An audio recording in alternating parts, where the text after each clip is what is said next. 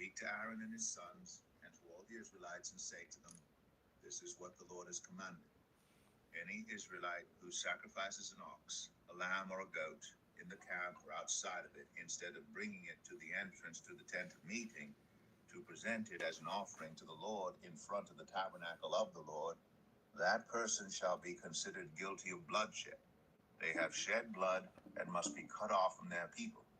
This is so the Israelites will bring to the Lord the sacrifices they are now making in the open fields. They must bring them to the priest, that is to the Lord, at the entrance to the tent of meeting, and sacrifice them as fellowship offerings. The priest is to splash the blood against the altar of the Lord at the entrance to the tent of meeting and burn the fat as an aroma pleasing to the Lord. They must no longer offer any of their sacrifices to the goat idols, to whom they prostitute themselves. This is to be a lasting ordinance for them and for the generations to come. Say to them, any Israelite or any foreigner residing among them who offers a burnt offering or sacrifice and does not bring it to the entrance to the tent of meeting to sacrifice it to the Lord must be cut off from the people of Israel. I will set my face against any Israelite or any foreigner residing among them who eats blood, and I will cut them off from the people. For the life of a creature is in the blood, and I have given it to you to make atonement for yourselves on the altar. It is the blood that makes atonement for one's life. Therefore I say to the Israelites, none of you may eat blood, nor may any foreigner residing among you eat blood. Any Israelite or any foreigner residing among you who hunts any animal or bird that may be eaten must drain out the blood and cover it with earth, because the life of every creature is its blood. That is why I have said to the Israelites, you must not eat the blood of any creature, because the life of every creature is its blood. Anyone who eats it must be cut off. Anyone, whether native born or foreigner, who eats anything found dead or torn by wild animals must wash their clothes and bathe with water, and they will be ceremonially unclean till evening. Then they will be clean. But if they do not wash their clothes and bathe themselves, they will be held responsible. Leviticus 18. The Lord said to Moses, speak to the Israelites and say to them, I am the Lord your God. You must not do as they do in Egypt, where you used to live, and you must not do as they do in the land of Canaan, where I am bringing you. Do not follow their practices. You must obey my laws and be careful to follow my decrees. I am the Lord your God. Keep my decrees and laws, for the person who obeys them will live by them. I am the Lord. No one is to approach any close relative to have sexual relations. I am the Lord. Do not dishonor your father by having sexual relations with your mother. She is your mother. Do not have relations with her. Do not have sexual relations with your father's wife. That would dishonor your father. Do not have sexual relations with your sister, either your father's daughter or your mother's daughter, whether she was born in the same home or elsewhere. Do not have sexual relations with your son's daughter or your daughter's daughter. That would dishonor you. Do not have sexual relations with the daughter of your father's wife, born to your father. She is your sister. Do not have sexual relations with your father's sister. She is your father's close relative. Do not have sexual relations with your mother's sister, because she is your mother's close relative. Do not dishonor your father's brother by approaching his wife to have sexual relations. She is your aunt. Do not have sexual relations with your daughter-in-law. She is your son's wife. Do not have relations with her. Do not have sexual relations with your brother's wife. That would dishonor your brother. Do not have sexual relations with both a woman and her daughter. Do not have sexual relations with either her son's daughter or her daughter's daughter. They are close relatives. That is wickedness. Do not take your wife's sister as a rival wife and have sexual relations with her while your wife is living. Do not approach a woman to have sexual relations during the uncleanness of her monthly period. Do not have sexual relations with your neighbor's wife and defile yourself with her. Do not give any of your children to be sacrificed to Moloch, for you must not profane the name of your God. I am the Lord. Do not have sexual relations with a man as one does with a woman. That is detestable. Do not have sexual relations with an animal and defile yourself with it. A woman must not present herself to an animal to have sexual relations with it. That is a perversion. Do not defile yourselves in any of these ways, because this is how the nation that I'm going to drive out before you became defiled. Even the land was defiled, so I punished it for its sin, and the land vomited out its inhabitants. But you must keep my decrees and my laws. The native born and the foreigners residing among you must not do any of these detestable things, for all these things were done by the people who lived in the land before you, and the land became defiled. And if you defile the land, it will vomit you out as it vomited out the nations that were before you. Everyone who does any of these detestable things, such persons must be cut off from their people. Keep my requirements, and do not follow any of the detestable customs that were practiced before you came, and do not defile yourselves with them. I am the Lord your God. Leviticus 19. The Lord said to Moses, "Speak to the entire assembly of Israel and say to them, Be holy, because I, the Lord your God, am holy. Each of you must respect your mother and father, and you must observe my Sabbaths. I am the Lord your God. Do not turn to idols or make metal gods for yourselves. I am the Lord your God. When you sacrifice a fellowship offering to the Lord, sacrifice it in such a way that it will be accepted on your behalf. It shall be eaten on the day you sacrifice it, or on the next day. Anything left over until the third day must be burned up. If any of it is eaten on the third day, it is impure and will not be accepted. Whoever eats it will be held responsible, because they have desecrated what is holy to the Lord. They must be cut off from their people. When you reap the harvest of your land, do not reap to the very edges of your field, or gather the gleanings of your harvest. Do not go over your vineyard a second time, or pick up the grapes that have fallen. Leave them for the poor and the foreigner. I am the Lord your God. Do not steal. Do not lie. Do not deceive one another. Do not swear falsely by my name, and so profane the name of your God. I am the Lord. Do not defraud or rob your neighbor. Do not hold back the wages of a hired worker overnight. Do not curse the deaf or put a stumbling block in front of the blind, but fear your God. I am the Lord. Do not pervert justice. Do not show partiality to the poor or favoritism to the great, but judge your neighbor fairly. Do not go about spreading slander among your people. Do not do anything that endangers your neighbor's life. I am the Lord. Do not hate a fellow Israelite in your heart. Rebuke your neighbor frankly, so you will not share in their guilt. Do not seek revenge or bear a grudge against anyone among your people, but love your neighbor as yourself. I am the Lord. Keep my decrees. Do not make different kinds of animals. Do not plant your field with two kinds of seed. Do not wear clothing woven of two kinds of material. If a man sleeps with a female slave who is promised to another man, but who has not been ransomed or given her freedom, there must be due punishment. Yet they are not to be put to death, because she has not been freed. The man, however, must bring a ram to the entrance to the tent of meeting for a guilt offering to the Lord. With the ram of the guilt offering, the priest is to make atonement for him before the Lord for the sin he has committed, and his sin will be forgiven. When you enter the land and plant any kind of fruit tree, regard its fruit as forbidden. For 3 years you are to consider it forbidden. It must not be eaten. In the 4th year all its fruit will be holy, an offering of praise to the Lord. But in the 5th year you may eat its fruit. In this way your harvest will be increased. I am the Lord your God. Do not eat any meat with the blood still in it. Do not practice divination or seek omens. Do not cut the hair at the sides of your head, or clip off the edges of your beard. Do not cut your bodies for the dead, or put tattoo marks on yourselves. I am the Lord. Do not degrade your daughter by making her a prostitute, or the land will turn to prostitution and be filled with wickedness. Observe my Sabbaths and have reverence for my sanctuary. I am the Lord.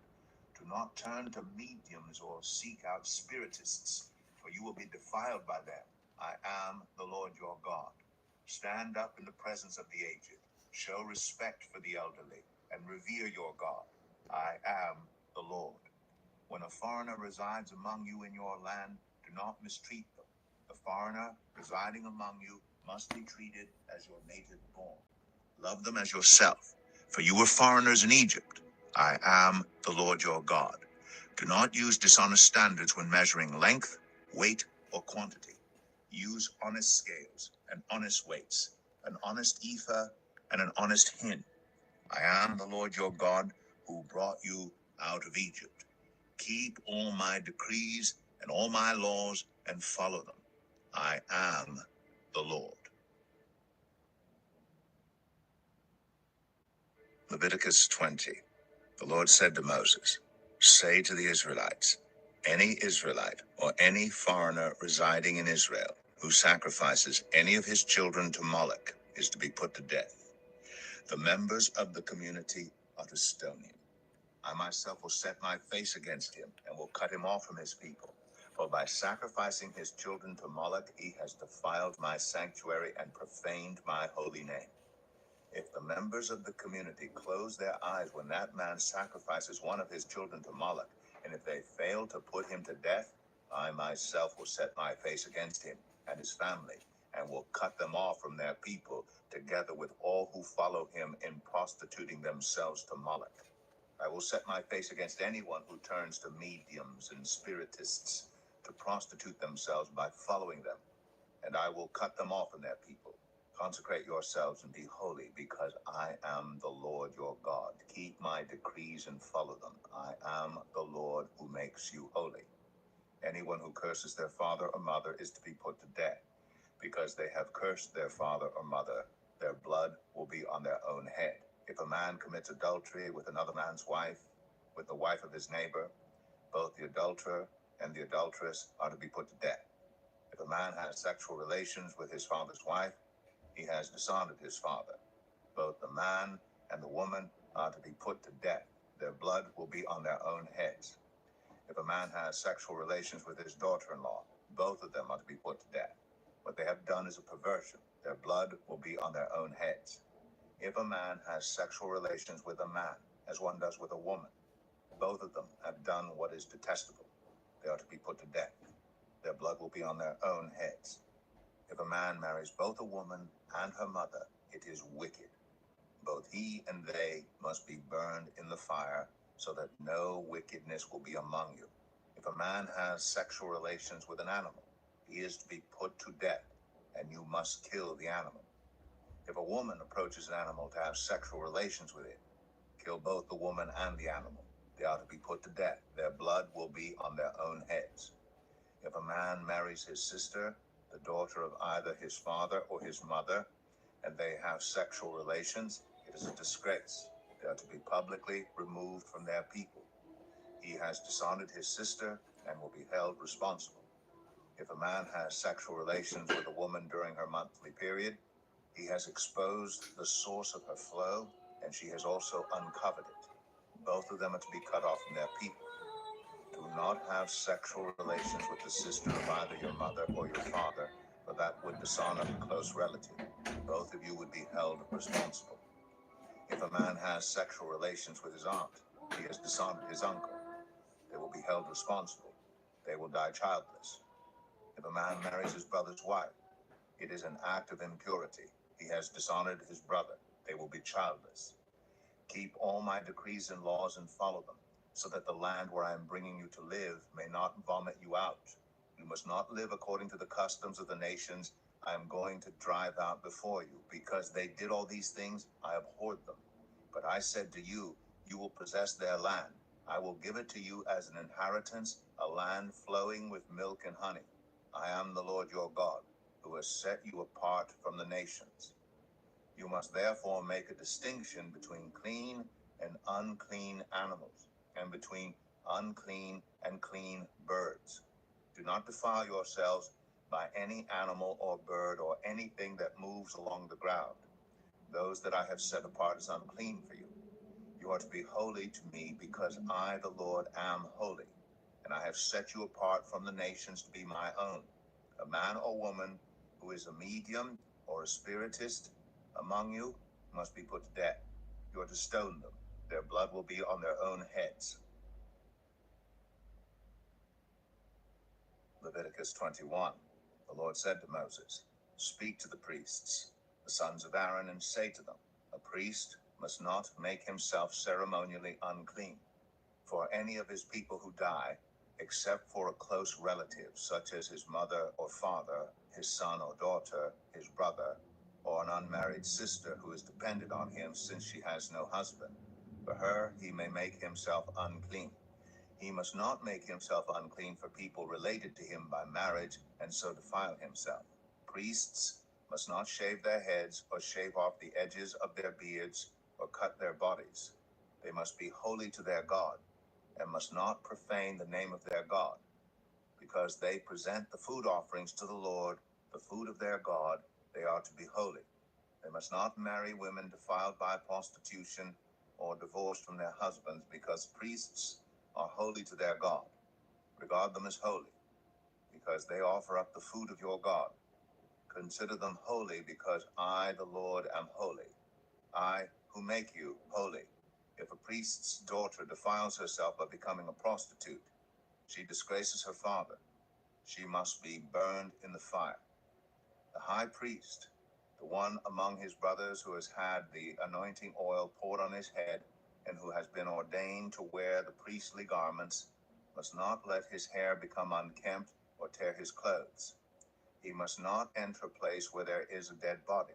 He must not make himself unclean, even for his father or mother, nor leave the sanctuary of his God or desecrate it, because he has been dedicated by the anointing oil of his God.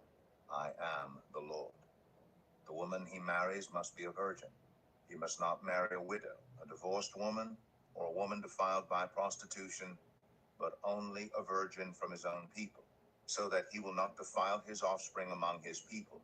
I am the Lord who makes him holy. The Lord said to Moses, say to Aaron, for the generations to come, none of your descendants who has a defect may come near to offer the food of his God. No man who has any defect may come near.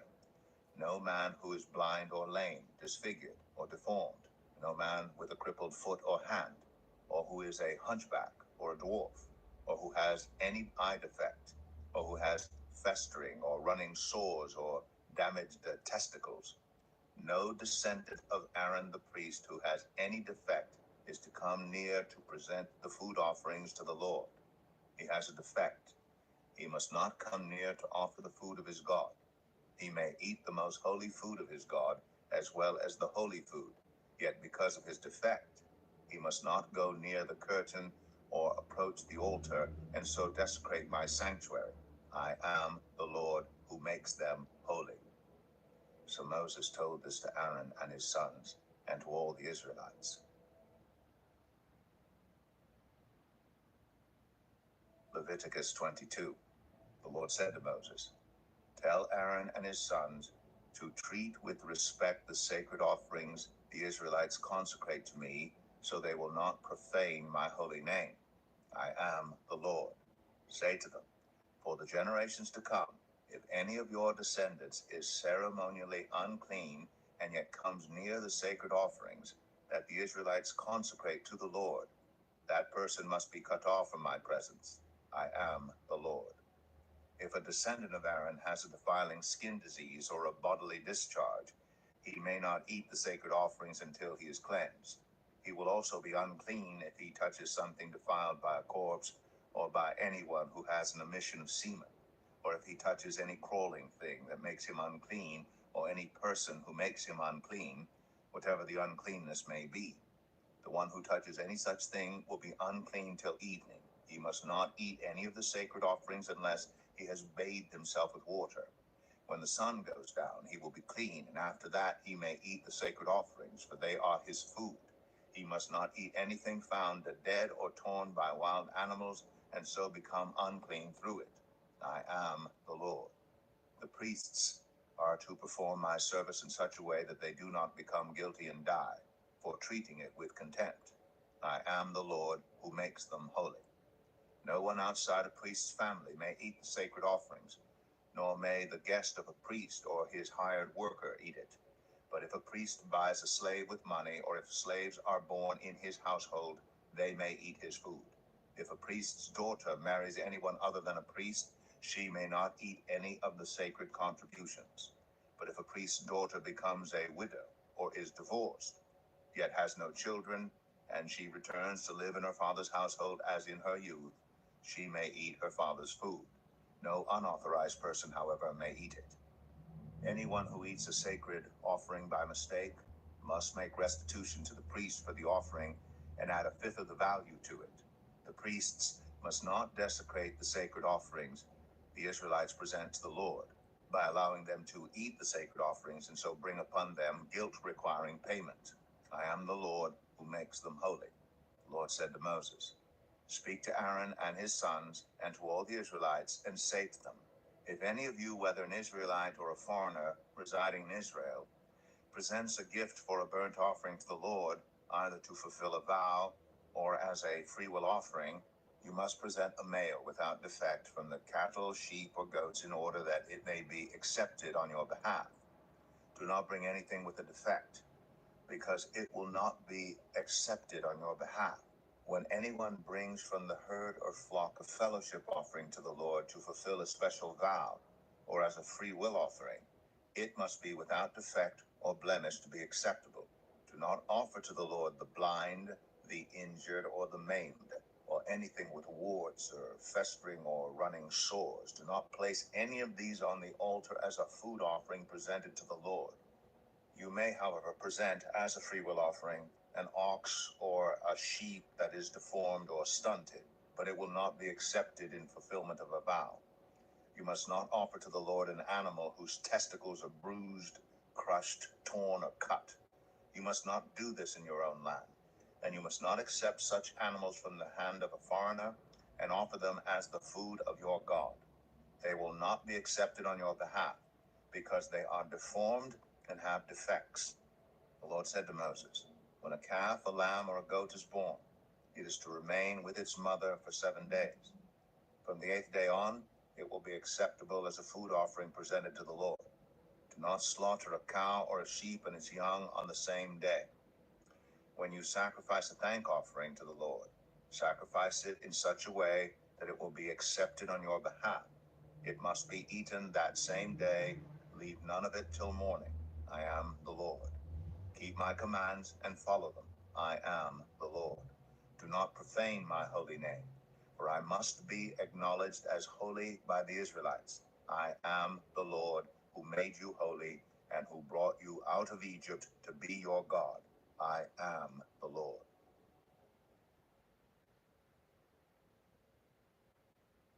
Leviticus 23.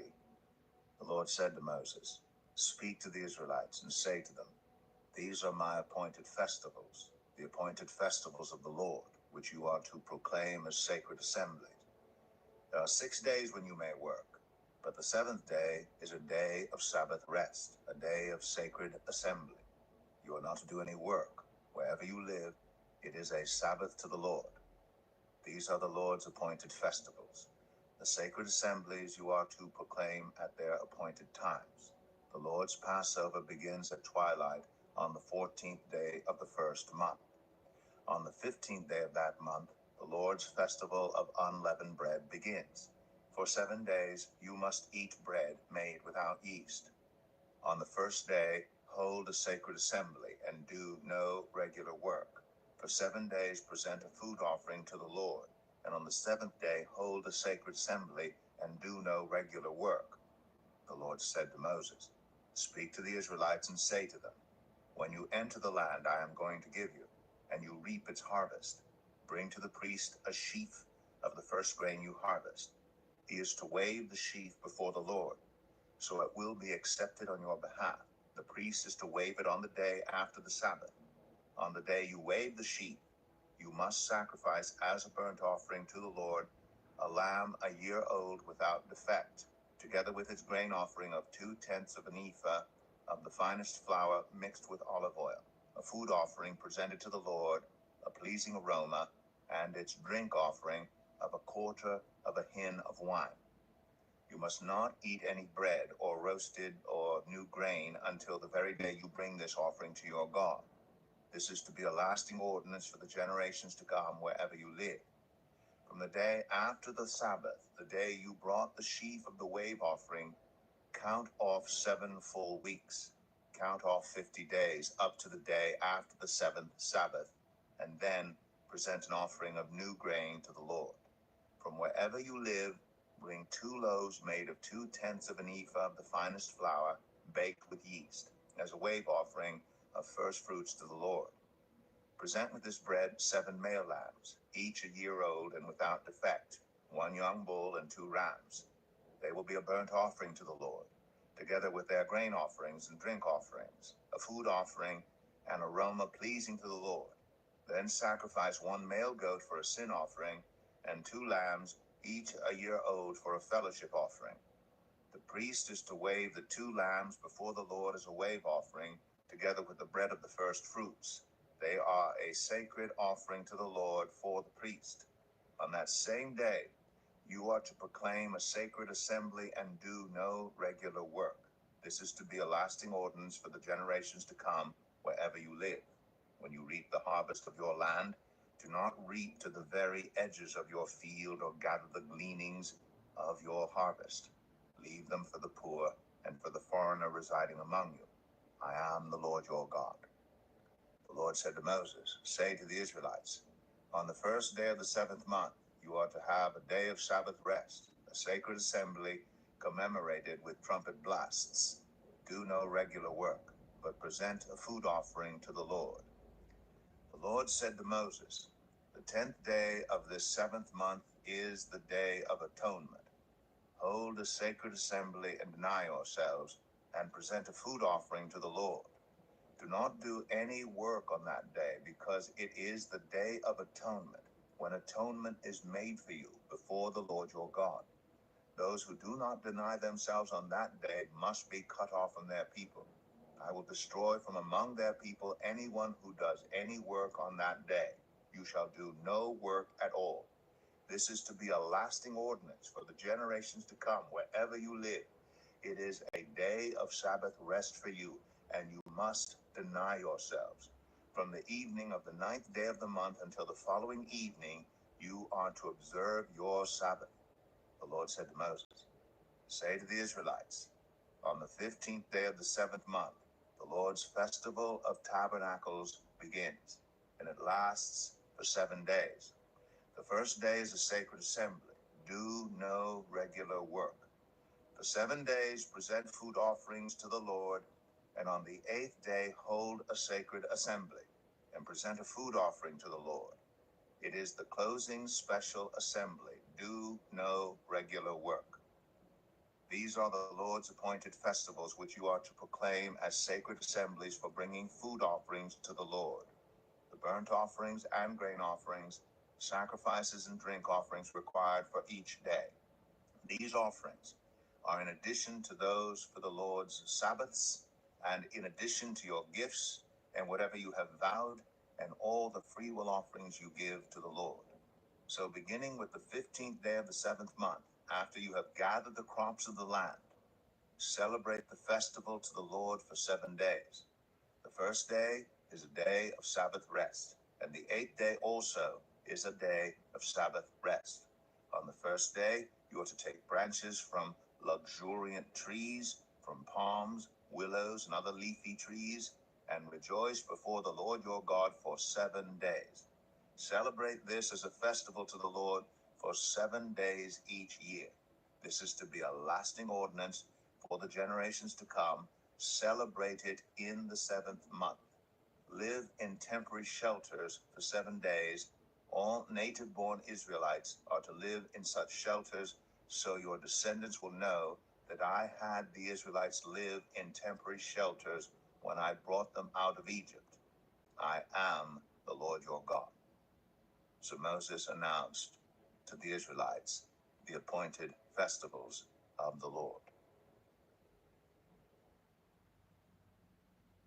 Leviticus 24. The Lord said to Moses, "Command the Israelites to bring you clear oil of pressed olives for the lights, so that the lamps may be kept burning continually. Outside the curtain that shields the ark of the covenant law in the tent of meeting, Aaron is to tend the lamps before the Lord from evening till morning continually. This is to be a lasting ordinance for the generations to come. The lamps on the pure gold lampstand before the Lord must be tended continually. Take the finest flour and bake 12 loaves of bread, using 2/10 of an ephah for each loaf. Arrange them in 2 stacks, 6 in each stack, on the table of pure gold before the Lord. By each stack, put some pure incense as a memorial portion to represent the bread and to be a food offering presented to the Lord. This bread is to be set out before the Lord regularly, Sabbath after Sabbath, on behalf of the Israelites as a lasting covenant. It belongs to Aaron and his sons, who are to eat it in the sanctuary area, because it is a most holy part of their perpetual share of the food offerings presented to the Lord." Now the son of an Israelite mother and an Egyptian father went out among the Israelites, and a fight broke out in the camp between him and an Israelite. The son of the Israelite woman blasphemed the name with a curse, so they brought him to Moses. His mother's name was Shelemith, the daughter of Debrai the Danite. They put him in custody until the will of the Lord should be made clear to them. Then the Lord said to Moses, "Take the blasphemer outside the camp. All those who heard him are to lay their hands on his head, and the entire assembly is to stone him. Say to the Israelites, anyone who curses their God will be held responsible. Anyone who blasphemes the name of the Lord is to be put to death. The entire assembly must stone them. Whether foreigner or native born, when they blaspheme the name, they are to be put to death. Anyone who takes the life of a human being is to be put to death. Anyone who takes the life of someone's animal must make restitution, life for life. Anyone who injures their neighbor is to be injured in the same manner. Fracture for fracture, eye for eye, tooth for tooth. The one who has inflicted the injury must suffer the same injury. Whoever kills an animal must make restitution, but whoever kills a human being is to be put to death. You are to have the same law for the foreigner and the native born. I am the Lord your God." Then Moses spoke to the Israelites, and they took the blasphemer outside the camp and stoned him. The Israelites did as the Lord commanded Moses. Leviticus 25. The Lord said to Moses at Mount Sinai, "Speak to the Israelites and say to them, when you enter the land I am going to give you, the land itself must observe a Sabbath to the Lord. For 6 years sow your fields, and for 6 years prune your vineyards and gather their crops. But in the 7th year, the land is to have a year of Sabbath rest, a Sabbath to the Lord. Do not sow your fields or prune your vineyards. Do not reap what grows of itself or harvest the grapes of your untended vines. The land is to have a year of rest. Whatever the land yields during the Sabbath year will be food for you, for yourself, your male and female servants, and the hired worker and temporary resident who live among you, as well as for your livestock and the wild animals in your land. Whatever the land produces may be eaten. Count off 7 Sabbath years, 7 times 7 years, so that the 7 Sabbath years amount to a period of 49 years. And have the trumpets sounded everywhere on the 10th day of the 7th month. On the Day of Atonement, sound the trumpet throughout your land. Consecrate the 50th year and proclaim liberty throughout the land to all its inhabitants. It shall be a jubilee for you. Each of you is to return to your family property and to your own clan. The 50th year shall be a jubilee for you. Do not sow and do not reap what grows of itself or harvest the untended vines. For it is a jubilee and is to be holy for you. Eat only what is taken directly from the fields. In this year of Jubilee, everyone is to return to their own property. If you sell land to any of your own people or buy land from them, do not take advantage of each other. You are to buy from your own people on the basis of the number of years since the Jubilee, and they are to sell to you on the basis of the number of years left for harvesting crops. When the years are many, you are to increase the price, and when the years are few, you are to decrease the price, because what is really being sold to you is the number of crops. Do not take advantage of each other, but fear your God. I am the Lord your God. Follow my decrees and be careful to obey my laws, and you will live safely in the land. Then the land will yield its fruit, and you will eat your fill and live there in safety. You may ask, what will we eat in the 7th year if we do not plant or harvest our crops? I will send you such a blessing in the 6th year that the land will yield enough for 3 years. While you plant during the 8th year, you will eat from the old crop and will continue to eat from it until the harvest of the 9th year comes in. The land must not be sold permanently, because the land is mine, and you reside in my land as foreigners and strangers. Throughout the land that you hold as a possession, you must provide for the redemption of the land. If one of your fellow Israelites becomes poor and sells some of their property, their nearest relative is to come and redeem what they have sold. If, however, there is no one to redeem it for them, but later on they prosper and acquire sufficient means to redeem it themselves, they are to determine the value for the years since they sold it and refund the balance to the one to whom they sold it. They can then go back to their own property. But if they do not acquire the means to repay, what was sold will remain in the possession of the buyer until the year of Jubilee. It will be returned in the Jubilee, and they can then go back to their property. Anyone who sells a house in a walled city retains the right of redemption a full year after its sale. During that time, the seller may redeem it. If it is not redeemed before a full year has passed, the house in the walled city shall belong permanently to the buyer and the buyer's descendants. It is not to be returned in the Jubilee. But houses in villages without walls around them are to be considered as belonging to the open country. They can be redeemed, and they are to be returned in the Jubilee. The Levites always have the right to redeem their houses in the Levitical towns which they possess. So the property of the Levites is redeemable, that is, a house sold in any town they hold, and is to be returned in the Jubilee, because the houses in the towns of the Levites are their property among the Israelites. But the pasture land belonging to their towns must not be sold.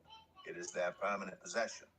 If any of our fellow Israelites become poor and are unable to support themselves among you, help them as you would a foreigner and stranger, so they can continue to live among you.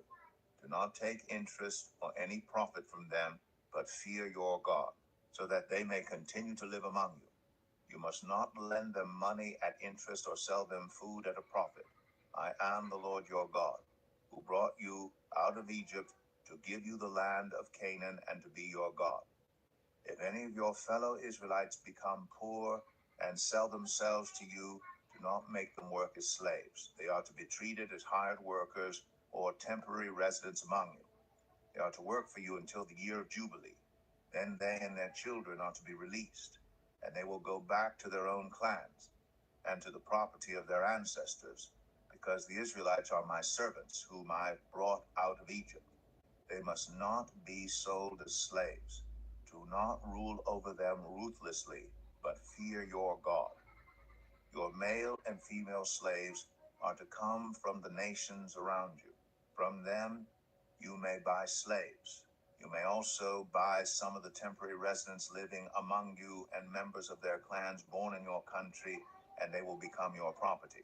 You can bequeath them to your children as inherited property and can make them slaves for life, but you must not rule over your fellow Israelites ruthlessly. If a foreigner residing among you becomes rich and any of your fellow Israelites become poor and sell themselves to the foreigner or to a member of the foreigner's clan, they retain the right of redemption after they have sold themselves. One of their relatives may redeem them. An uncle or a cousin or any blood relative in their clan may redeem them. or if they prosper, they may redeem themselves. They and their buyer are to count the time from the year they sold themselves up to the year of Jubilee. The price for their release is to be based on the rate paid to 20 years remain. They must pay for their redemption a larger share of the price paid for them. If only a few years remain until the year of Jubilee, they are to compute that and pay for their redemption accordingly. They are to be treated as hired workers from year to year. You must see to it that those to whom they owe service do not rule over them ruthlessly. Even if someone is not redeemed in any of these ways, they and their children are to be released in the year of Jubilee. For the Israelites belong to me as servants. They are my servants, whom I brought out of Egypt. I am the Lord your God.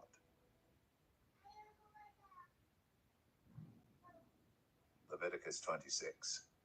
Do not make idols or set up an image or a sacred stone for yourselves, and do not place a carved stone in your land to bow down before it. I am the Lord your God. Observe my Sabbaths and have reverence for my sanctuary. I am the Lord.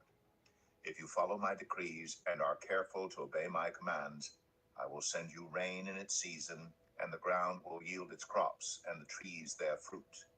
Your threshing will continue until grape harvest, and the grape harvest will continue until planting, and you will eat all the food you want, and live in safety in your land. I will grant peace in the land, and you will lie down, and no one will make you afraid. I will remove wild beasts from the land, and the sword will not pass through your country. You will pursue your enemies, and they will fall by the sword before you. 5 of you will chase 100, and 100 of you will chase 10,000, and your enemies will fall by the sword before you. I will look on you with favor and make you fruitful and increase your numbers, and I will keep my covenant with you. You will still be eating last year's harvest when you will have to move it out to make room for the new.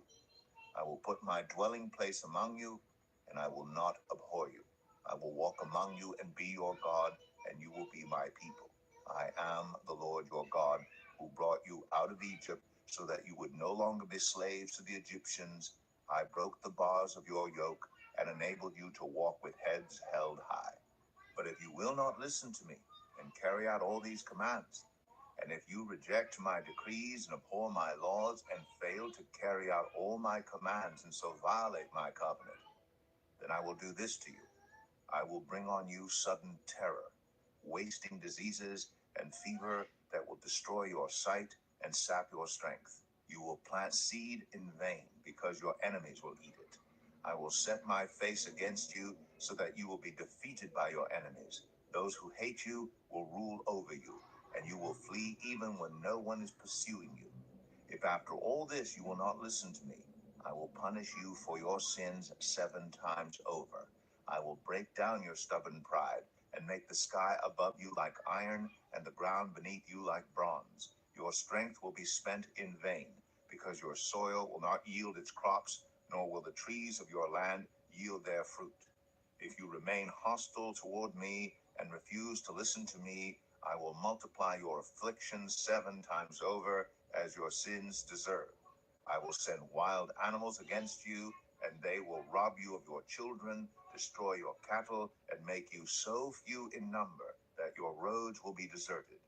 If in spite of these things you do not accept my correction, but continue to be hostile toward me, I myself will be hostile toward you and will afflict you for your sins 7 times over. And I will bring the sword on you to avenge the breaking of the covenant. When you withdraw into your cities, I will send a plague among you, and you will be given into enemy hands. When I cut off your supply of bread, 10 women will be able to bake your bread in one oven, and they will dole out the bread by weight. You will eat, but you will not be satisfied. If in spite of this you still do not listen to me, but continue to be hostile toward me, then in my anger I will be hostile toward you, and I myself will punish you for your sins 7 times over. You will eat the flesh of your sons and the flesh of your daughters. I will destroy your high places, cut down your incense altars, and pile your dead bodies on the lifeless forms of your idols, and I will abhor you. I will turn your cities into ruins and lay waste your sanctuaries, and I will take no delight in the pleasing aroma of your offerings. I myself will lay waste the land, so that your enemies who live there will be appalled.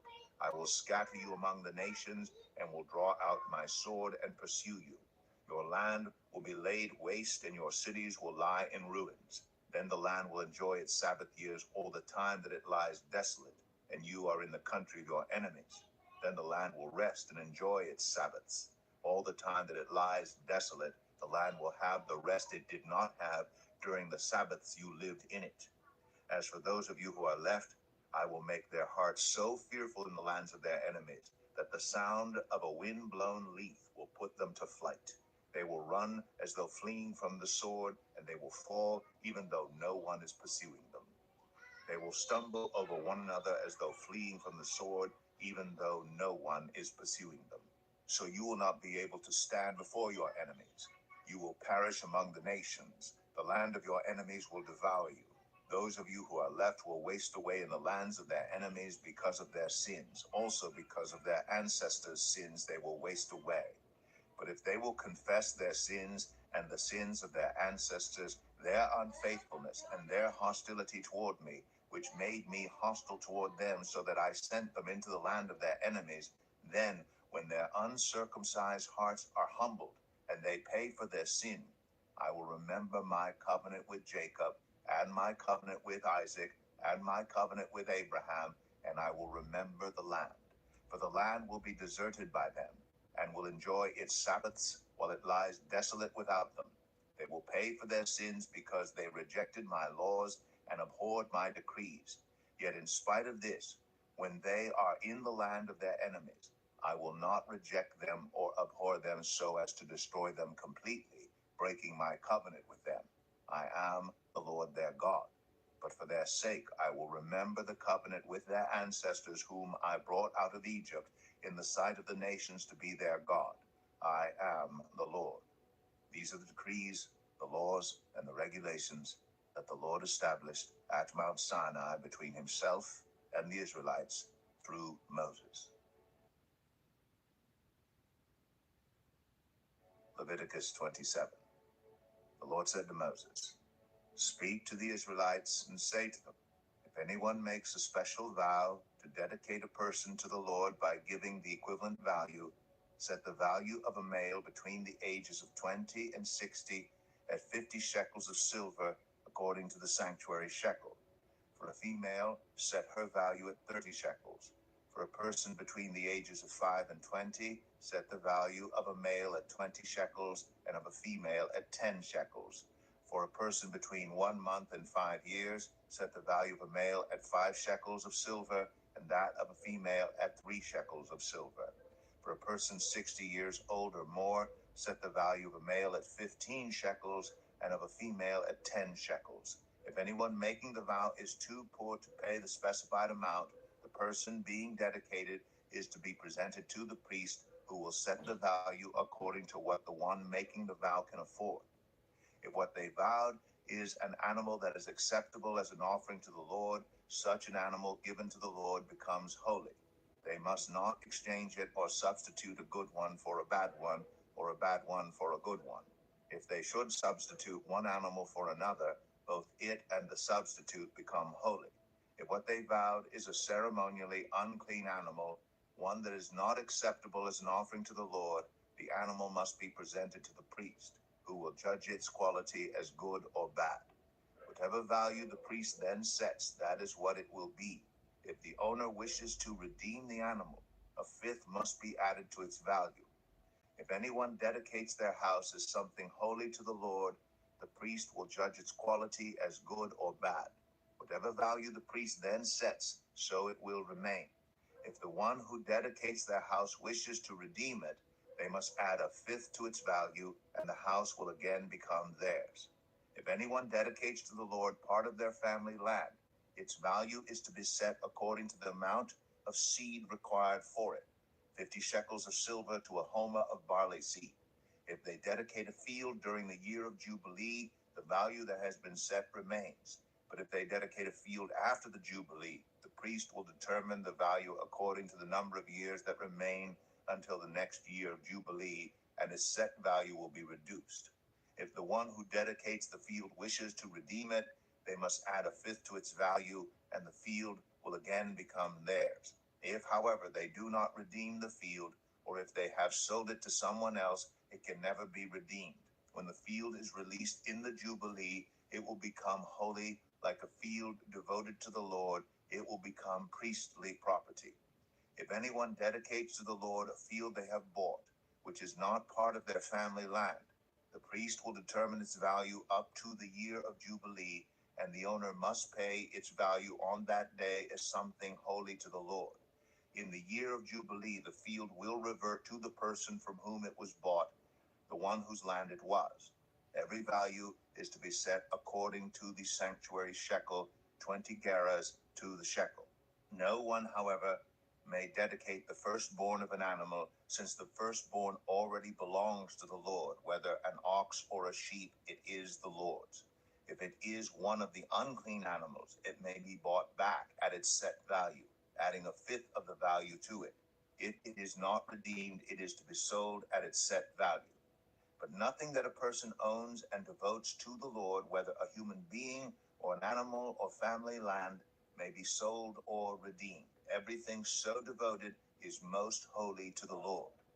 No person devoted to destruction may be ransomed. They are to be put to death. A tithe of everything from the land, whether grain from the soil or fruit from the trees, belongs to the Lord. It is holy to the Lord. Whoever would redeem any of their tithe must add a fifth of the value to it. Every tithe of the herd and flock, every 10th animal that passes under the shepherd's rod, will be holy to the Lord. No one may pick out the good from the bad or make any substitution. If anyone does make a substitution, both the animal and its substitute become holy and cannot be redeemed. These are the commands the Lord gave Moses at Mount Sinai for the Israelites.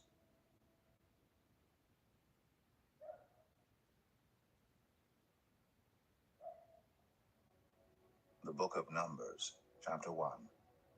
The Lord spoke to Moses in the tent of meeting in the desert of Sinai on the first day of the second month of the second year after the Israelites came out of Egypt. He said, "Take a census of the whole Israelite community by their clans and families, listing every man by name, one by one. You and Aaron are to count according to their divisions all the men in Israel who are 20 years old or more and able to serve in the army, one man from each tribe. Each of them, the head of his family, is to help you. These are the names of the men who are to assist you. From Reuben, Elizur, son of Shadur. From Simeon, Shalumiel, son of Zerushadai.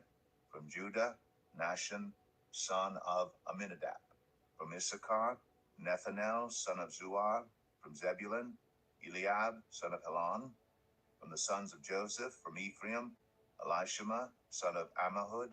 From Manasseh, Gamaliel, son of Pedazur. From Benjamin, Abidan, son of Gideoni.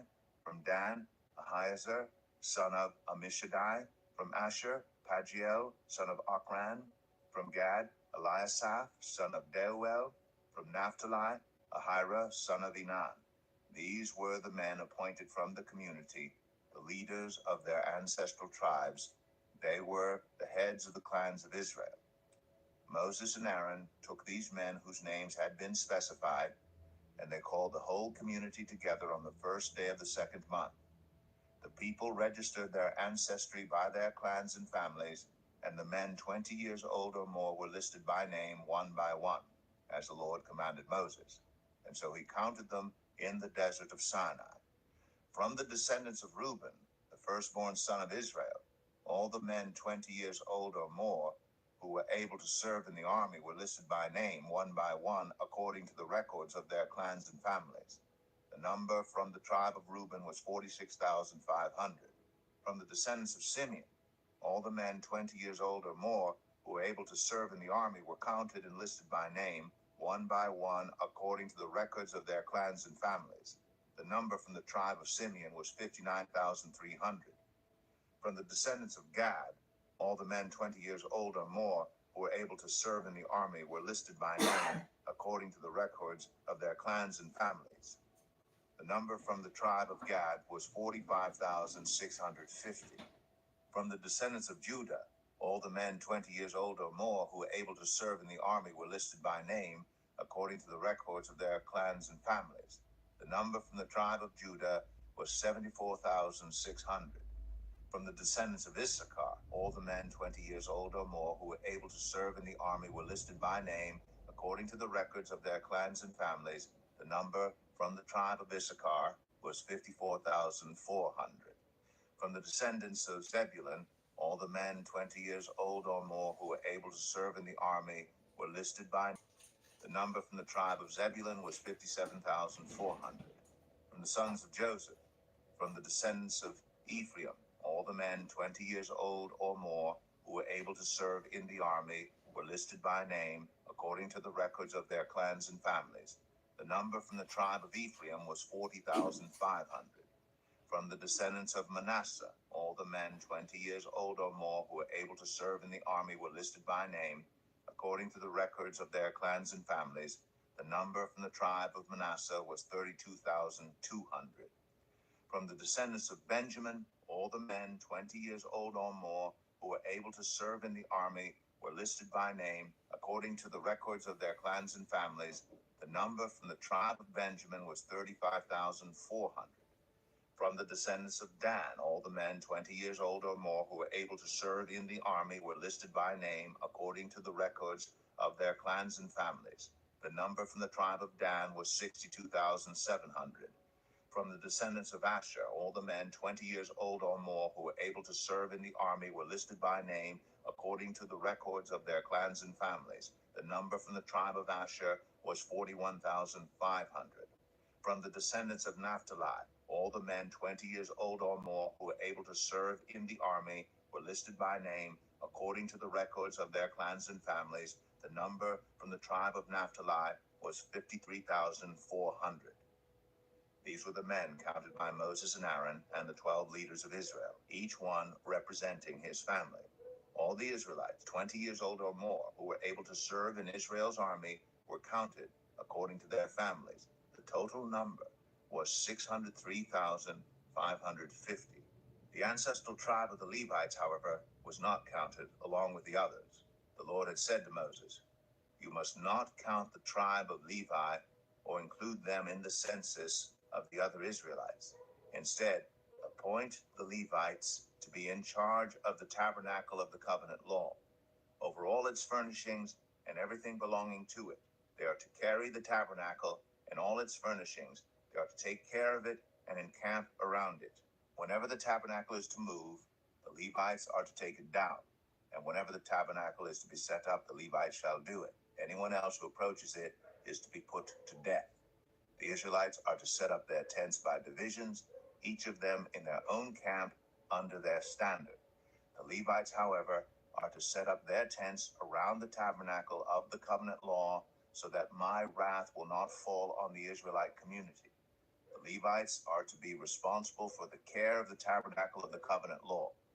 The Israelites did all this just as the Lord commanded Moses." Numbers 2. The Lord said to Moses and Aaron, "The Israelites are to camp around the tent of meeting some distance from it, each of them under their standard and holding the banners of their family. On the east toward the sunrise, the divisions of the camp of Judah are to encamp under their standard. The leader of the people of Judah is Nahshon, son of Amminadab. His division numbers 74,600. The tribe of Issachar will camp next to them. The leader of the people of Issachar is Nethanel, son of Zuar. His division numbers 54,400. The tribe of Zebulun will be next. The leader of the people of Zebulun is Eliab, son of Helon. His division numbers 57,400. All the men assigned to the camp of Judah, according to their divisions, number 186,400. They will set out first. On the south will be the divisions of the camp of Reuben under their standard. The leader of the people of Reuben is Elizur, son of Shedur. His division numbers 46,500. The tribe of Simeon will camp next to them. The leader of the people of Simeon is Shalumiel, son of Zurishaddai. His division numbers 59,300. The The tribe of Gad will be next. The leader of the people of Gad is Eliasaph, son of Deuel. His division numbers 45,650. All the men assigned to the camp of Reuben, according to their divisions, number 151,450. They will set out second. Then the tent of meeting and the camp of the Levites will set out in the middle of the camps. They will set out in the same order as they encamp, each in their own place under their standard. On the west will be the divisions of the camp of Ephraim under their standard. The leader of the people of Ephraim is Elishama, son of Ammihud. His division numbers 40,500. The tribe of Manasseh will be next to them. The leader of the people of Manasseh is Gamaliel, son of Pedazur. His division numbers 32,200. The tribe of Benjamin will be next. The leader of the people of Benjamin is Abidan, son of Gideoni. His division numbers 35,400. All the men assigned to the camp of Ephraim, according to their divisions, number 108,100. They will set out third. On the north will be the divisions of the camp of Dan under their standard. The leader of the people of Dan is Ahiezer, son of Ammishaddai. His division numbers 62,700. The tribe of Asher will camp next to them. The leader of the people of Asher is Pagiel, son of Okran. His division numbers 41,500. The tribe of Naphtali will be next. The leader of the people of Naphtali is Ahira, son of Enan. His division numbers 53,400. All the men assigned to the camp of Dan number 157,600. They will set out last under their standards. These are the Israelites counted according to their families. All the men in the camps by their divisions number 603,550. The Levites, however, were not counted along with the other Israelites as the Lord commanded Moses. So the Israelites did everything the Lord commanded Moses. That is the way they encamped under their standards, and that is the way they set out, each of them with their clan and family. Numbers 3. This is the account of the family of Aaron and Moses at the time the Lord spoke to Moses at Mount Sinai. The names of the sons of Aaron were Nadab the firstborn, and Abihu, Eleazar, and Ithamar. Those were the names of Aaron's sons, the anointed priests, who were ordained to serve as priests. Nadab and Abihu, however, died before the Lord when they made an offering with unauthorized fire before him in the desert of Sinai. They had no sons, so Eleazar and Ithamar served as priests during the lifetime of their father Aaron. The Lord said to Moses, "Bring the tribe of Levi and present them to Aaron the priest to assist him. They are to perform duties for him and for the whole community at the tent of meeting by doing the work of the tabernacle. They are to take care of all the furnishings of the tent of meeting, fulfilling the obligations of the Israelites by doing the work of the tabernacle. Give the Levites to Aaron and his sons. They are the Israelites who are to be given wholly to him. Appoint Aaron and his sons to serve as priests. Anyone else who approaches the sanctuary is to be put to death." The Lord also said to Moses, "I have taken the Levites from among the Israelites in place of the first male offspring of every Israelite woman. The Levites are mine, for all the firstborn are mine. When I struck down all the firstborn in Egypt, I set apart for myself every firstborn in Israel, whether human or animal.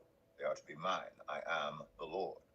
The Lord said to Moses in the desert of Sinai, "Count the Levites by their families and clans. Count every male a month old or more." So Moses counted them as he was commanded by the word of the Lord. These were the names of the sons of Levi: Gershon, Kohath, and Merari. These were the names of the Gershonite clans: Libni and Shimei. The Kohathite clans: Amram, Izhar, Hebron, and Uzziel. The Merarite clans: Malai and Mushai. These were the Levite clans according to their families. To Gershon belonged the clans of the Libnites and Shimeites. These were the Gershonite clans. The number of all the males a month old or more who were counted was 7,500. The Gershonite clans were to camp on the west behind the tabernacle. The leader of the families of the Gershonites was Elisaph, son of Lael. At the tent of meeting, the Gershonites were responsible for the care of the tabernacle and tent, its coverings, the curtain at the entrance to the tent of meeting, the curtains of the courtyard, the curtain at the entrance to the courtyard surrounding the tabernacle and altar, and the ropes and everything related to their use. To Kohath belonged the clans of the Amramites, Israelites, Hebronites, and Uzzielites. These were the Kohathite clans. The number of all the males a month old or more was 8,600. The Kohathites were responsible for the care of the sanctuary. The Kohathite clans were to camp on the south side of the tabernacle. The leader of the families of the Kohathite clans was Elizaphan, son of Uzziel. They were responsible for the care of the ark, the table, the lampstand, the altars, the articles of the sanctuary used in ministering, the curtain, and everything related to their use. The chief leader of the Levites was Eleazar, son of Aaron the priest. He was appointed over those who were responsible for the care of the sanctuary. To Merari belonged the clans of the Mahlites and the Mushites. These were the Merarite clans. The number of all the males a month old or more who were counted was 6,200. The leader of the families of the Merarite clans was Zuriel, son of Abihail. They were to camp on the north side of the tabernacle. The Merarites were appointed to take care of the frames of the tabernacle, its crossbars, posts, bases, all its equipment, and everything related to their use, as well as the posts of the surrounding courtyard with their bases, tent pegs, and ropes. Moses and Aaron and his sons were to camp to the east of the tabernacle toward the sunrise, in front of the tent of meeting. They were responsible for the care of the sanctuary on behalf of the Israelites. Anyone else who approached the sanctuary was to be put to death. The total number of Levites counted at the Lord's command by Moses and Aaron according to their clans, including every male a month old or more, was 22,000. The Lord said to Moses, "Count all the firstborn Israelite males who are a month old or more, and make a list of their names. Take the Levites for me in place of all the firstborn of the Israelites, and the livestock of the Levites in place of all the firstborn of the livestock of the Israelites. I am the Lord." So Moses counted all the firstborn of the Israelites as the Lord commanded him. The total number of firstborn males a month old or more listed by name was 22,273. The Lord also said to Moses, "Take the Levites in place of all the firstborn of Israel, and the livestock of the Levites in place of their livestock. The Levites are to be mine. I am the Lord. To redeem the 273 firstborn Israelites who exceed the number of the Levites, collect 5 shekels for each one, according to the sanctuary shekel, which weighs 20 gerahs. Give the money for the redemption of the additional Israelites to Aaron and his sons." So Moses collected the redemption money from those who exceeded the number redeemed by the Levites. From the firstborn of the Israelites he collected silver weighing 1,365 shekels, according to the sanctuary shekel. Moses gave the redemption money to Aaron and his sons as he was commanded by the word of the Lord. Numbers 4. The Lord said to Moses and Aaron, "Take a census of the Kohathite branch of the Levites by their clans and families. Count all the men from 30 to 50 years of age who come to serve in the work at the tent of meeting. This is the work of the Kohathites at the tent of meeting, the care of the most holy things. When the camp is to move, Aaron and his sons are to go in and take down the shielding curtain and put it over the Ark of the Covenant law. Then they are to cover the curtain with a durable leather, spread a cloth of solid blue over that, and put the poles in place. Over the table of the presence they are to spread a blue cloth and put on it the plates, dishes, and bowls, and the jars for drink offerings. The bread that is continually there is to remain on it. They are to spread a scarlet cloth over them, cover that with the durable leather, and put the poles in place. They are to take a blue cloth and cover the lampstand that is for light, together with its lamps, its wick trimmers and trays, and all its jars for the olive oil used to supply it. Then they are to wrap it and all its accessories in a covering of the durable leather, and put it on a carrying frame. Over the gold altar, they are to spread a blue cloth and cover that with the durable leather, and put the poles in place. They are to take all the articles used for ministering in the sanctuary, wrap them in a blue cloth, cover that with the durable leather, and put them on a carrying frame. They are to remove the ashes from the bronze altar and spread a purple cloth over it.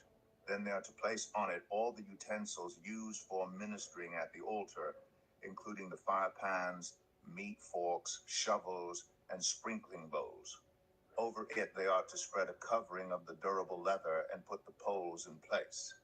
After Aaron and his sons have finished covering the holy furnishings and all the holy articles, and when the camp is ready to move, only then are the Kohathites to come and do the carrying.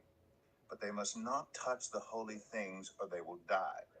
The Kohathites are to carry those things that are in the tent of meeting. Eleazar, son of Aaron the priest, is to have charge of the oil for the light, the fragrant incense, the regular grain offering, and the anointing oil. He is to be in charge of the entire tabernacle and everything in it, including its holy furnishings and articles. The Lord said to Moses and Aaron, "See that the Kohathite tribal clans are not destroyed from among the Levites, so that they may live and not die when they come near the most holy things. Do this for them. Aaron and his sons are to go into the sanctuary and assign to each man his work and what he is to carry. But the Kohathites must not go in to look at the holy things even for a moment, or they will die." The Lord said to Moses, "Take a census also of the Gershonites by their families and clans. Count all the men from 30 to 50 years of age who come to serve in the work at the tent of meeting. This is the service of the Gershonite clans in their carrying and their other work. They are to carry the curtains of the tabernacle, that is, the tent of meeting, its covering, and its outer covering of durable leather, the curtains for the entrance to the tent of meeting, the curtains of the courtyard surrounding the tabernacle and altar, the curtain for the entrance to the courtyard, the ropes, and all the equipment used in the service of the tent. The Gershonites are to do all that needs to be done with these things. All their service, whether carrying or doing other work, is to be done under the direction of Aaron and his sons. You shall assign to them as their responsibility all they are to carry. This is the service of the Gershonite clans at the tent of meeting. Their duties are to be under the direction of Ithamar, son of Aaron, the priest. Count the Merarites by their clans and families. Count all the men from 30 to 50 years of age who come to serve in the work at the tent of meeting. As part of all their service at the tent, they are to carry the frames of the tabernacle, its crossbars, posts, and bases, as well as the posts of the surrounding courtyard with their bases, tent pegs, ropes, all their equipment, and everything related to their use. Assign to each man the specific things he is to carry. This is the service of the Merarite clans as they work at the tent of meeting under the direction of Ithamar, son of Aaron, the priest. Moses, Aaron, and the leaders of the community counted the Kohathites by their clans and families. All the men from 30 to 50 years of age who came to serve in the work at the tent of meeting, counted by clans, were 2,750. This was the total of all those in the Kohathite clans who served at the tent of meeting. Moses and Aaron counted them according to the Lord's command through Moses. The Gershonites were counted by their clans and families. All the men from 30 to 50 years of age who came to serve in the work at the tent of meeting, counted by their clans and families, were 2,630. This was the total of those in the Gershonite clans who served at the tent of meeting. Moses and Aaron counted them according to the Lord's command. The Merarites were counted by their clans and families. All the men from 30 to 50 years of age who came to serve in the work at the tent of meeting, counted by their clans, were 3,200. This was the total of those in the Merarite clans. Moses and Aaron counted them according to the Lord's command through Moses. So Moses, Aaron, and the leaders of Israel counted all the Levites by their clans and families. All the men from 30 to 50 years of age who came to do the work of serving and carrying the tent of meeting numbered 8,580. At the Lord's command through Moses, each was assigned his work and told what to carry. Thus they were counted, as the Lord commanded Moses. Numbers 5. The Lord said to Moses, "Command the Israelites to send away from the camp anyone who has a defiling skin disease or a discharge of any kind, or who is ceremonially unclean because of a dead body. Send away male and female alike.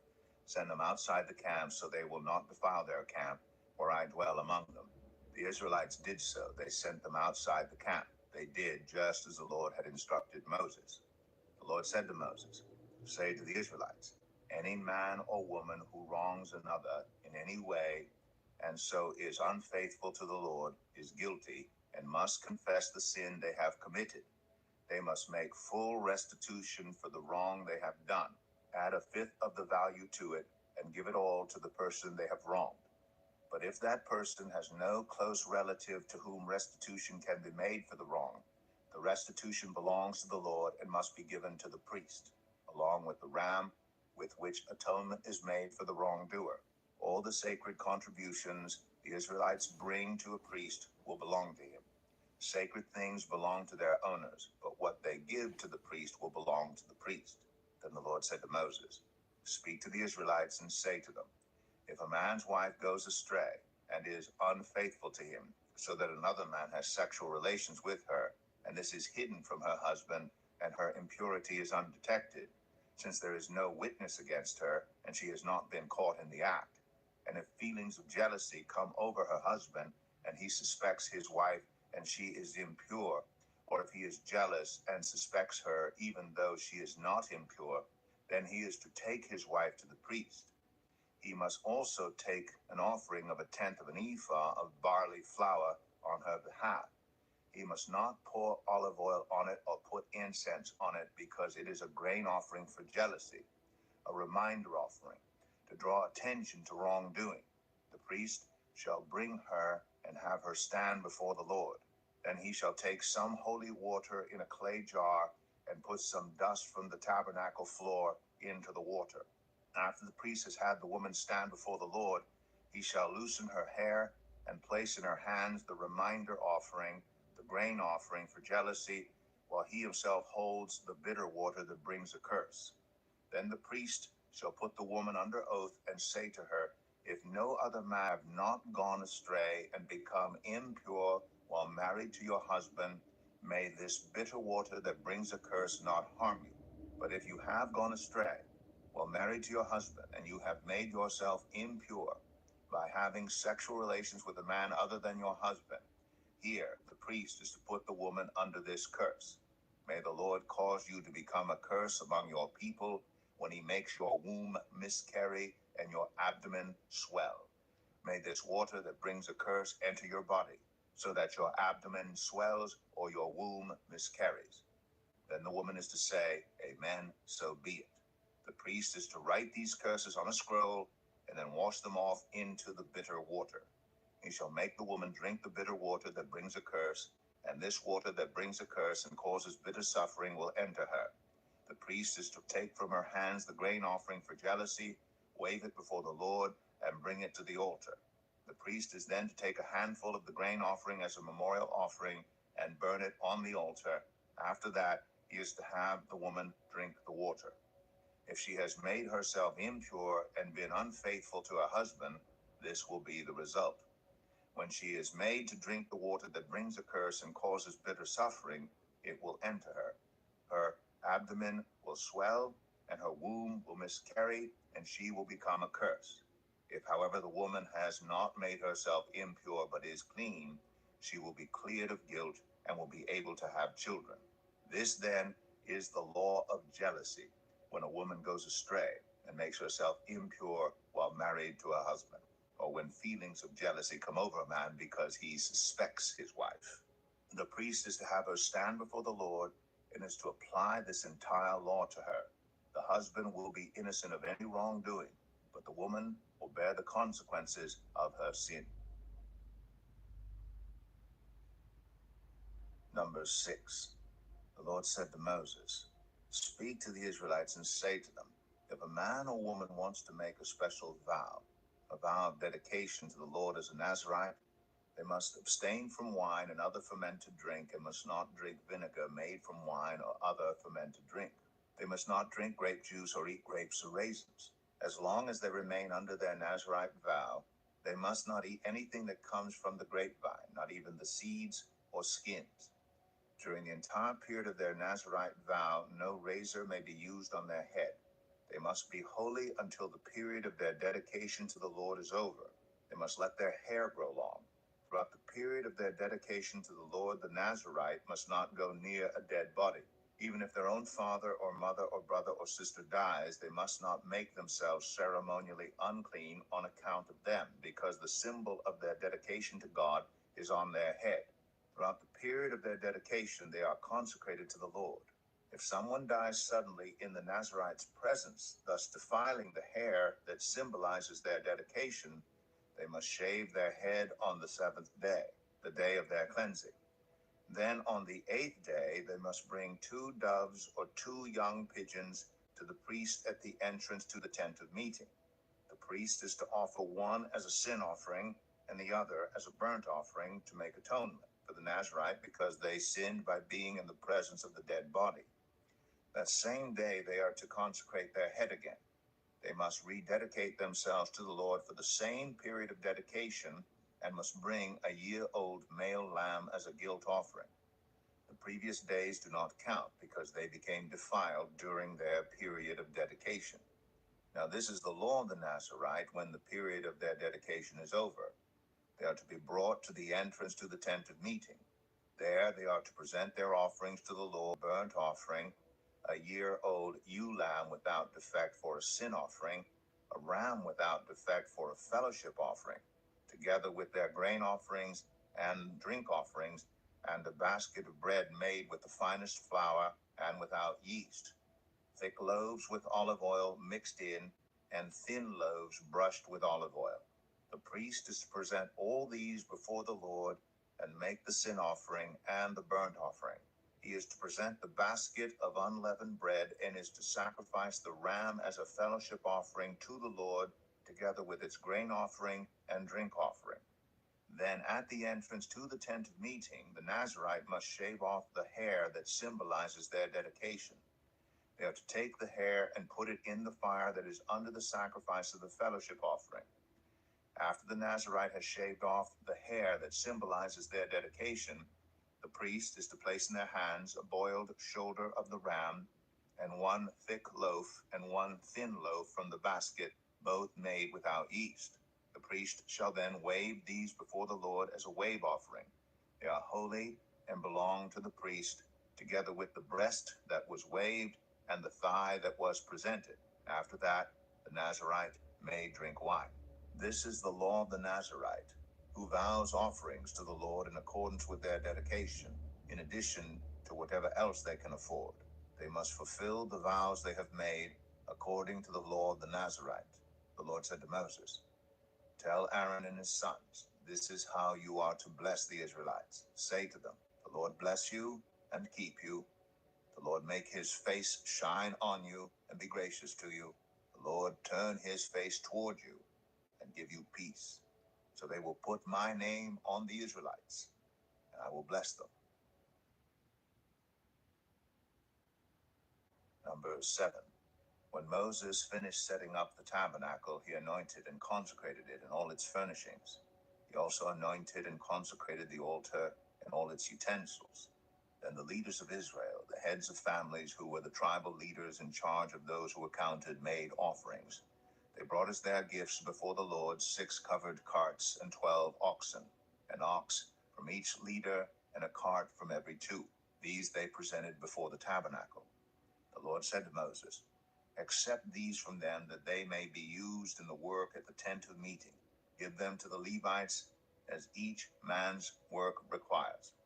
So Moses took the carts and oxen and gave them to the Levites. He gave 2 carts and 4 oxen to the Gershonites as their work required, and he gave 4 carts and 8 oxen to the Merarites as their work required. They were all under the direction of Ithamar, son of Aaron, the priest. But Moses did not give any to the Kohathites, because they were to carry on their shoulders the holy things for which they were responsible. When the altar was anointed, the leaders brought their offerings for its dedication and presented them before the altar. For the Lord had said to Moses, "Each day 1 leader is to bring his offering for the dedication. Nashon, son of Amminadab of the tribe of Judah.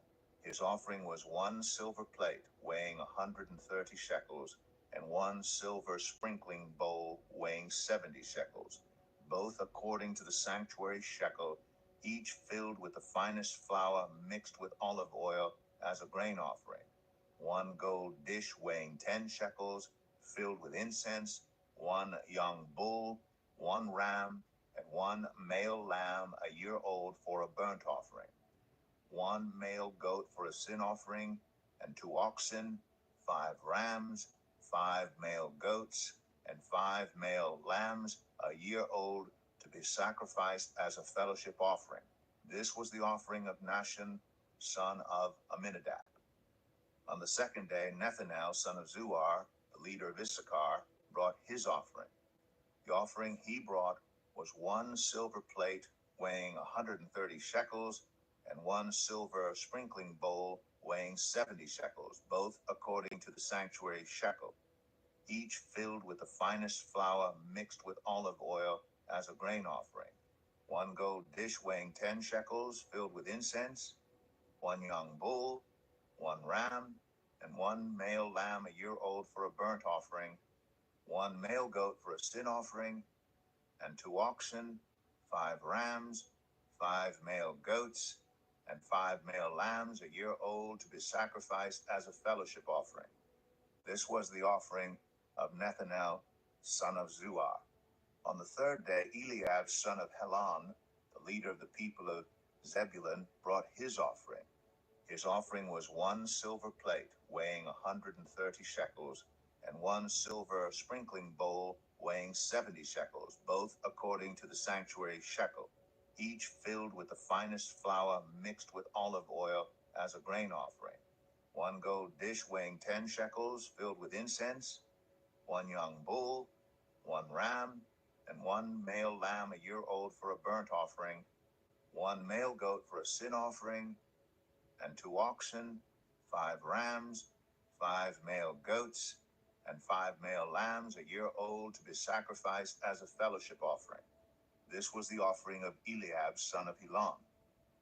On the fourth day, Elizur, son of Shadur, the leader of the people of Reuben, brought his offering. His offering was 1 silver plate weighing 130 shekels, and 1 silver sprinkling bowl weighing 70 shekels, both according to the sanctuary shekel, each filled with the finest flour mixed with olive oil as a grain offering. 1 gold dish weighing 10 shekels, filled with incense, 1 young bull, 1 ram, and 1 male lamb a year old for a burnt offering, 1 male goat for a sin offering, and 2 oxen, 5 rams, 5 male goats, and 5 male lambs a year old to be sacrificed as a fellowship offering. This was the offering of Eleazar, son of Shadur. On the fifth day, Shelumiel, son of Zerushadai, the leader of the people of Simeon, brought his offering.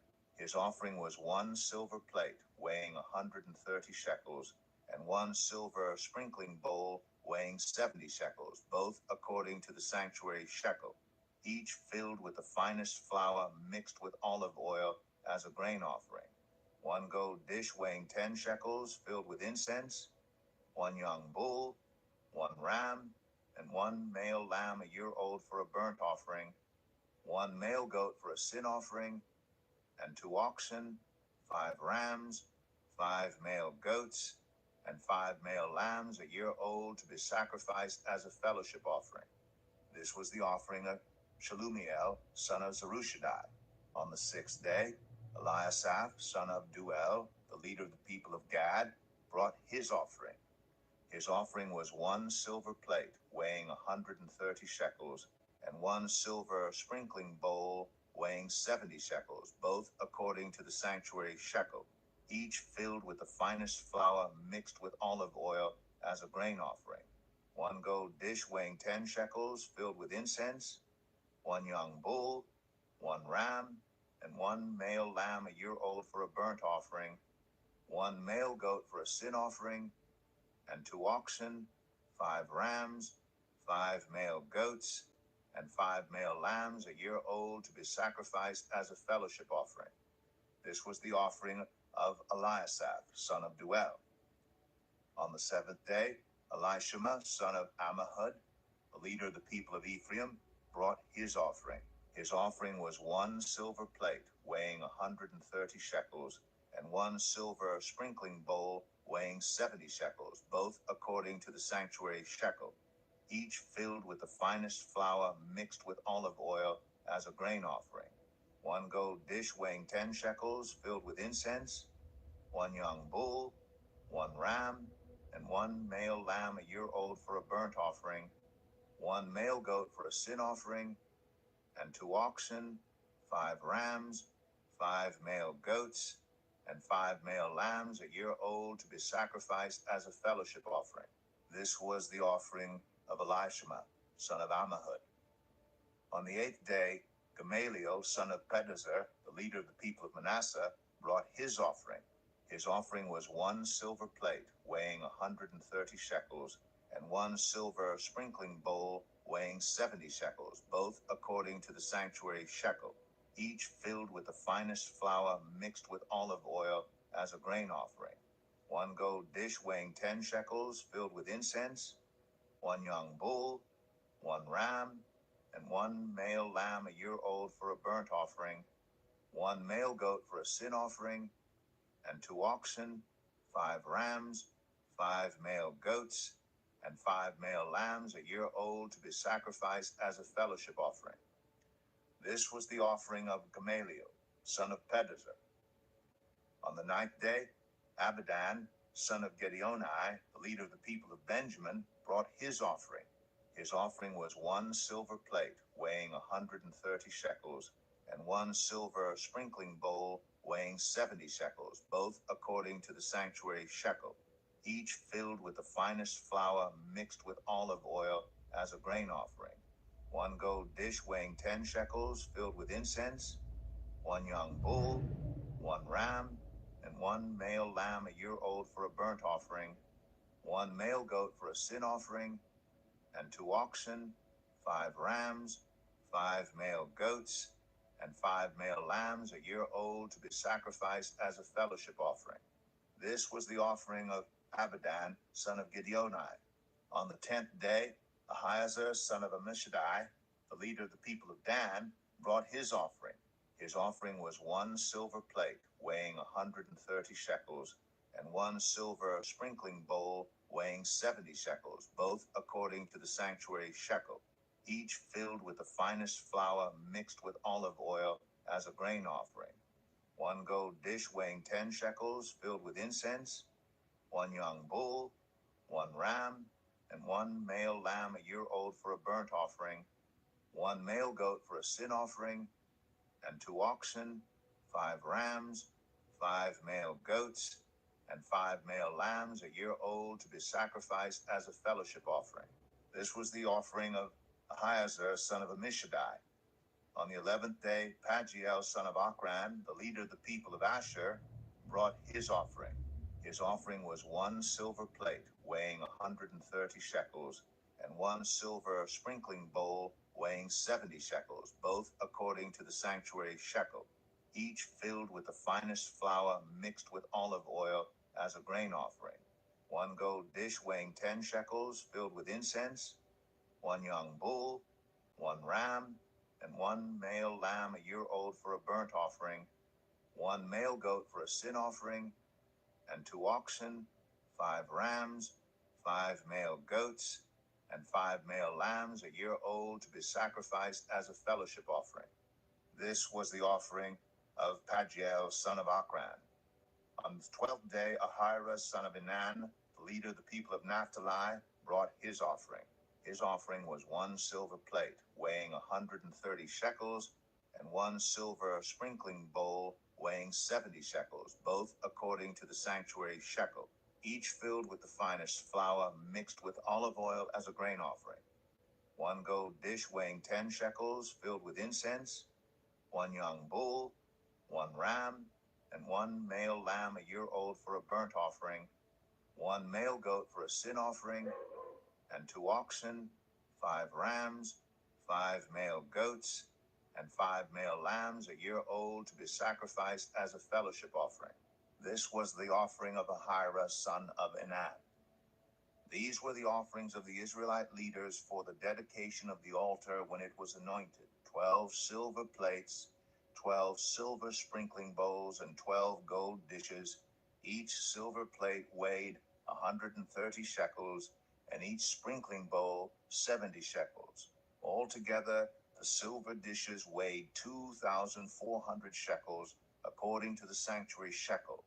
The 12 gold dishes filled with incense weighed 10 shekels each, according to the sanctuary shekel. Altogether, the gold dishes weighed 120 shekels. The total number of animals for the burnt offering came to 12 young bulls, 12 rams, and 12 male lambs a year old, together with their grain offering. 12 male goats were used for the sin offering. The total number of animals for the sacrifice of the fellowship offering came to 24 oxen, 60 rams, 60 male goats, and 60 male lambs a year old. These were the offerings for the dedication of the altar after it was anointed. When Moses entered the tent of meeting to speak with the Lord, he heard the voice speaking to him from between the two cherubim above the atonement cover on the Ark of the Covenant law. In this way, the Lord spoke to him.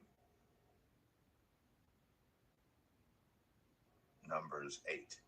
The Lord said to Moses, "Speak to Aaron and say to him, when you set up the lamps, see that all 7 light up the area in front of the lampstand." Aaron did so. He set up the lamps so that they faced forward on the lampstand, just as the Lord commanded Moses. This is how the lampstand was made. It was made of hammered gold, from its base to its blossoms.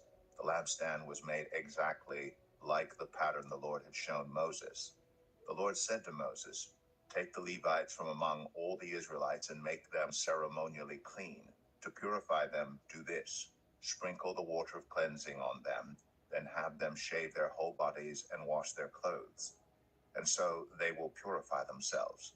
Have them take a young bull with its grain offering of the finest flour mixed with olive oil. Then you are to take a second young bull for a sin offering. Bring the Levites to the front of the tent of meeting and assemble the whole Israelite community. You are to bring the Levites before the Lord, and the Israelites are to lay their hands on them. Aaron is to present the Levites before the Lord as a wave offering from the Israelites, so that they may be ready to do the work of the Lord. Then the Levites are to lay their hands on the heads of the bulls, using one for a sin offering to the Lord and the other for a burnt offering, to make atonement for the Levites. Have the Levites stand in front of Aaron and his sons, and then present them as a wave offering to the Lord. In this way, you are to set the Levites apart from the other Israelites, and the Levites will be mine. After you have purified the Levites and presented them as a wave offering, they are to come to do their work at the tent of meeting. They are the Israelites who are to be given wholly to me. I've taken them as my own in place of the firstborn, the first male offspring from every Israelite woman. Every firstborn male in Israel, whether human or animal, is mine.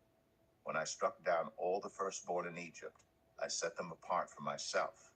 And I have taken the Levites in place of all the firstborn sons in Israel.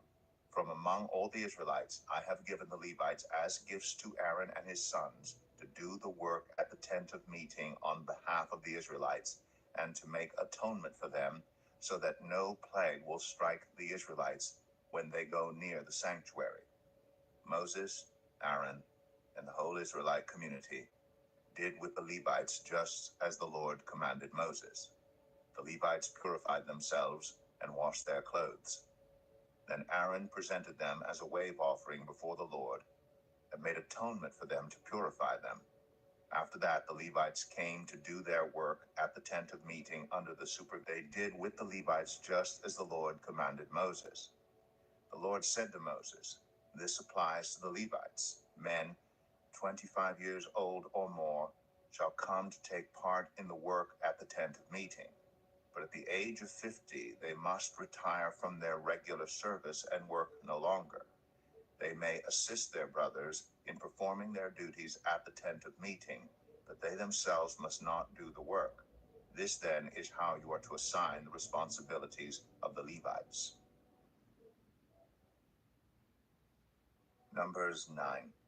The Lord spoke to Moses in the desert of Sinai in the first month of the second year after they came out of Egypt, he said, have the Israelites celebrate the Passover at the appointed time. Celebrate it at the appointed time at twilight on the 14th day of this month, in accordance with all its rules and regulations. So Moses told the Israelites to celebrate the Passover, and they did so in the desert of Sinai at twilight on the 14th day of the first month. The Israelites did everything just as the Lord commanded Moses. But some of them could not celebrate the Passover on that day because they were ceremonially unclean on account of a dead body. So they came to Moses and Aaron that same day and said to Moses, we have become unclean because of a dead body, but why should we be kept from presenting the Lord's offering with the other Israelites at the appointed time? Moses answered them, wait until I find out what the Lord commands concerning you. Then the Lord said to Moses, tell the Israelites, when any of you or your descendants are unclean because of a dead body or are away on a journey, they are still to celebrate the Lord's Passover. But they are to do it on the 14th day of the second month at twilight. They are to eat the lamb together with unleavened bread and bitter herbs. They must not leave any of it till morning or break any of its bones. When they celebrate the Passover, they must follow all the regulations. But if anyone who is ceremonially clean and not on a journey fails to celebrate the Passover, they must be cut off from their people for not presenting the Lord's offering at the appointed time. They will bear the consequences of their sin. A foreigner residing among you is also to celebrate the Lord's Passover in accordance with its rules and regulations. You must have the same regulations for both the foreigner and the native born. On the day the tabernacle, the tent of the covenant law, was set up, the cloud covered it. From evening till morning, the cloud above the tabernacle looked like fire. That is how it continued to be. The cloud covered it, and at night it looked like fire. Whenever the cloud lifted from above the tent, the Israelites set out. Wherever the cloud settled, the Israelites encamped. At the Lord's command, the Israelites set out, and at his command, they encamped. As long as the cloud stayed over the tabernacle, they remained in camp. When the cloud remained over the tabernacle a long time, the Israelites obeyed the Lord's order and did not set out. Sometimes the cloud was over the tabernacle only a few days. At the Lord's command, they would encamp, and then at his command, they would set out. Sometimes the cloud stayed only from evening till morning, and when it lifted in the morning, they set out, whether by day or by night. Whenever the cloud lifted, they set out. Whether the cloud stayed over the tabernacle for 2 days, or a month, or a year, the Israelites would remain in camp and not set out. But when it lifted, they would set out. At the Lord's command, they encamped. And at the Lord's command, they set out. They obeyed the Lord's order in accordance with his command through Moses. Numbers 10. The Lord said to Moses, make 2 trumpets of hammered silver, and use them for calling the community together and for having the camp set out. When both are sounded, the whole community is to assemble before you at the entrance to the tent of meeting. If only one is sounded, the leaders, the heads of the clans of Israel, are to assemble before you. When a trumpet blast is sounded, the tribes camping on the east are to set out. At the sounding of a second blast, the camps on the south are to set out. The blast will be the signal for setting out. To gather the assembly, blow the trumpets, but not with the signal for setting out. The sons of Aaron, the priests, are to blow the trumpets. This is to be a lasting ordinance for you and the generations to come. When you go into battle in your own land against an enemy who is oppressing you, sound a blast on the trumpets. Then you will be remembered by the Lord your God and rescued from your enemies. Also at your times of rejoicing, your appointed festivals and new moon feasts, you are to sound the trumpets over your burnt offerings and the fellowship offerings, and they will be a memorial for you before your God. I am the Lord your God. On the 20th day of the second month of the second year, the cloud lifted from above the tabernacle of the covenant law. Then the Israelites set out from the desert of Sinai and traveled from place to place until the cloud came to rest in the desert of Paran. They set out this first time at the Lord's command through Moses. The divisions of the camp of Judah went first under their standard. Nashon, son of Amminadab, was in command. Nethanel, son of Zuar, was over the division of the tribe of Issachar, and Eliab, son of Elon, was over the division of the tribe of Zebulun. Then the tabernacle was taken down, and the Gershonites and Merarites who carried it set out. The divisions of the camp of Reuben went next, under their standard. Elizur, son of Shedeur, was in command. Shlumiel, son of Zerushadai, was over the division of the tribe of Simeon, and Eliasaph, son of Duel, was over the division of the tribe of Gad. Then the Kohathites set out, carrying the holy things. The tabernacle was to be set up before they arrived. The divisions of the camp of Ephraim went next, under their standard. Elishama, son of Ammihud, was in command. Gamaliel, son of Pedazur, was over the division of the tribe of Manasseh, and Abidan, son of Gideoni, was over the division of the tribe of Benjamin. Finally, as the rear guard for all the units, the divisions of the camp of Dan set out under their standard. Ahiezer, son of Ammishaddai, was in command. Pagiel, son of Ochran, was over the division of the tribe of Asher, and Ahira, son of Enan, was over the division of the tribe of Naphtali. This was the order of march for the Israelite divisions as they set out. Now Moses said to Hobab, son of Ruel, the Midianite, Moses' father-in-law, "We are setting out for the place about which the Lord said, 'I will give it to you.' Come with us, and we will treat you well. For the Lord has promised good things to Israel." He answered, "No, I will not go. I am going back to my own land and my own people." But Moses said, "Please do not leave us. You know where we should camp in the wilderness, and you can be our eyes. If you come with us, we will share with you whatever good things the Lord gives us." So they set out from the mountain of the Lord and traveled for 3 days. The ark of the covenant of the Lord went before them during those 3 days to find them a place to rest. The cloud of the Lord was over them by day when they set out from the camp. Whenever the ark set out, Moses said, "Rise up, Lord. May your enemies be scattered. May your foes flee before you." Whenever it came to rest, he said, "Return, Lord, to the countless thousands of Israel." Numbers 11. Now the people complained about their hardships in the hearing of the Lord, and when he heard them, his anger was aroused. Then fire from the Lord burned among them and consumed some of the outskirts of the camp. When the people cried out to Moses, he prayed to the Lord, and the fire died down. So that place was called Taberah, because fire from the Lord had burned among them. The rabble with them began to crave other food. And again the Israelites started wailing and said, "If only we had meat to eat. We remember the fish we ate in Egypt at no cost. Also the cucumbers, melons, leeks, onions, and garlic. But now we have lost our appetite. We never see anything but this manna." The manna was like coriander seed and looked like resin. The people went around gathering it, and then ground it in a hand mill or crushed it in a mortar. They cooked it in a pot or made it into loaves, and it tasted like something made with olive oil. When the dew settled on the camp at night, the manna also came down. Moses heard the people of every family wailing at the entrance to their tents. The Lord became exceedingly angry, and Moses was troubled. He asked the Lord, "Why have you brought this trouble on your servant? What have I done to displease you, that you put the burden of all these people on me? Did I conceive all these people? Did I give them birth?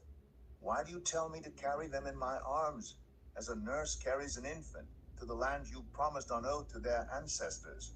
Where can I get meat for all these people? They keep wailing to me, 'Give us meat to eat.' I cannot carry all these people by myself. The burden is too heavy for me. If this is how you're going to treat me, please go ahead and kill me if I have found favor in your eyes, and do not let me face my own ruin." The Lord said to Moses, "Bring me 70 of Israel's elders who are known to you as leaders and officials among the people.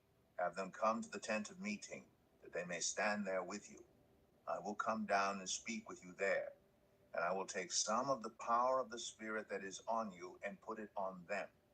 They will share the burden of the people with you so that you will not have to carry it alone.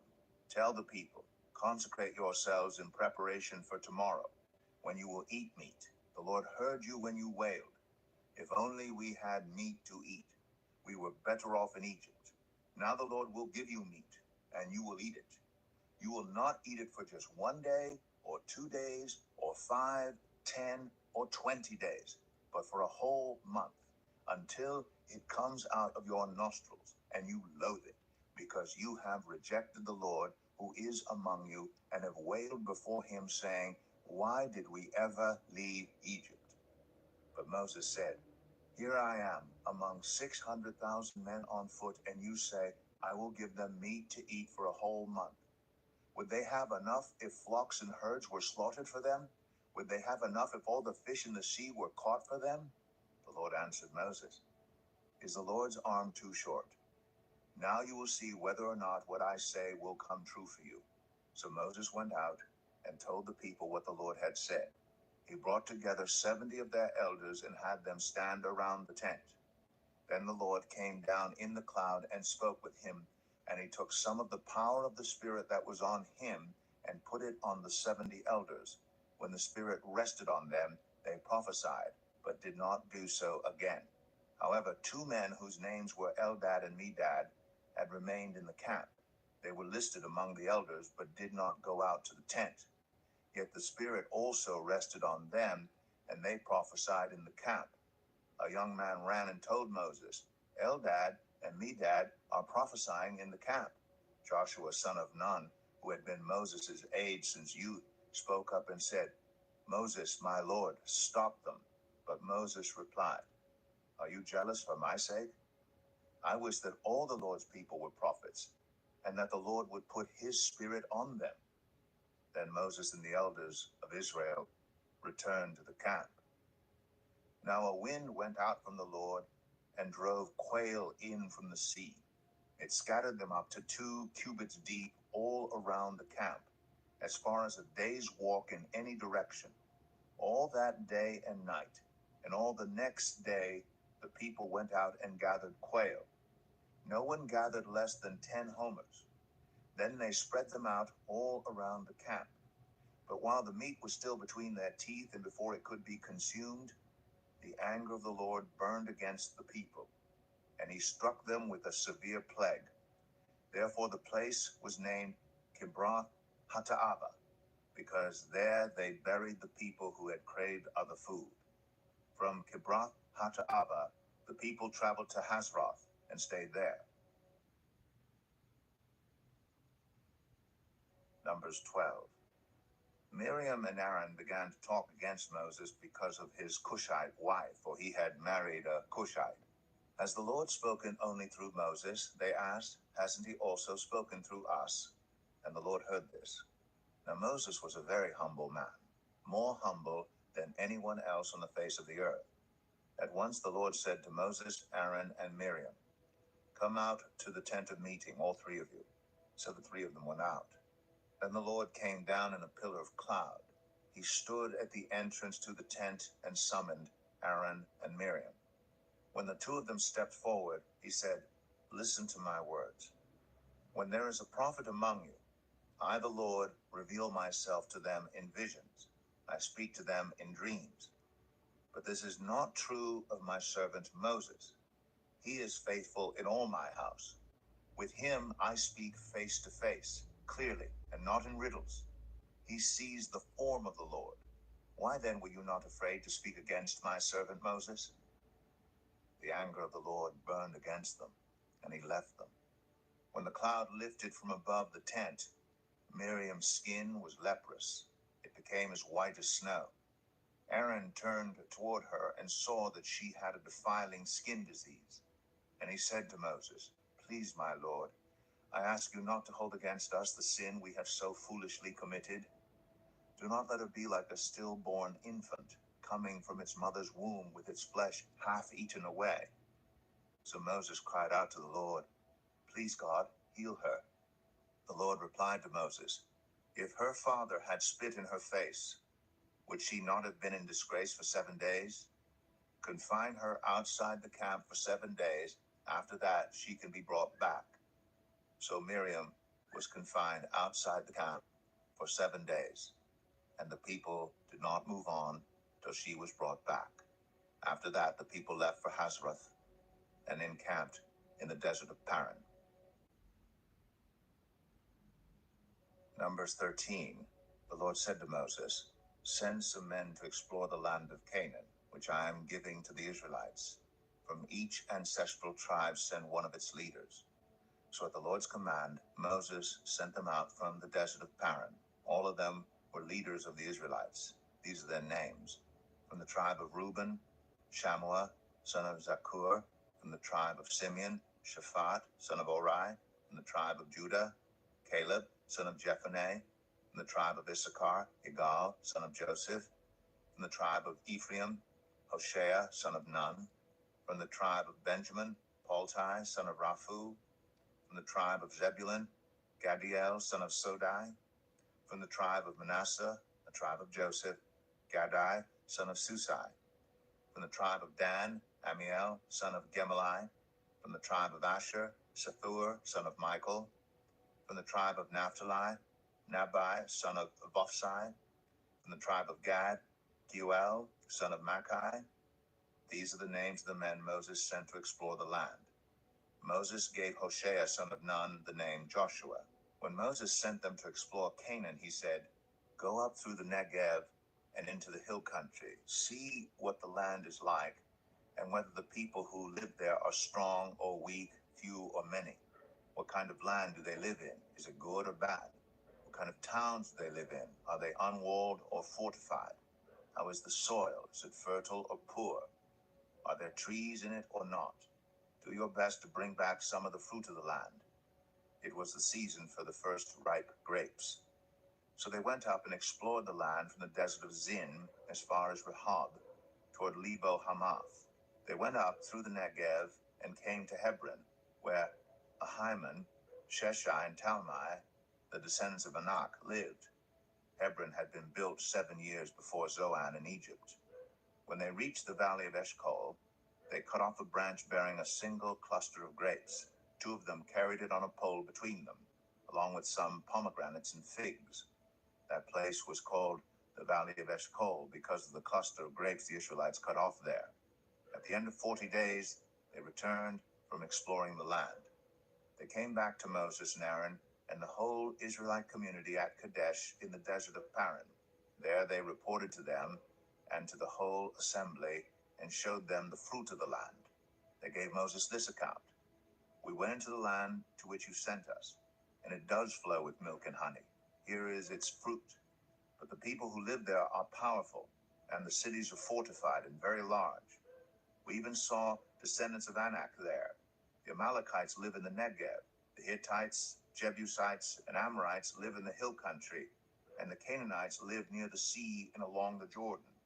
Then Caleb silenced the people before Moses and said, "We should go up and take possession of the land, for we can certainly do it."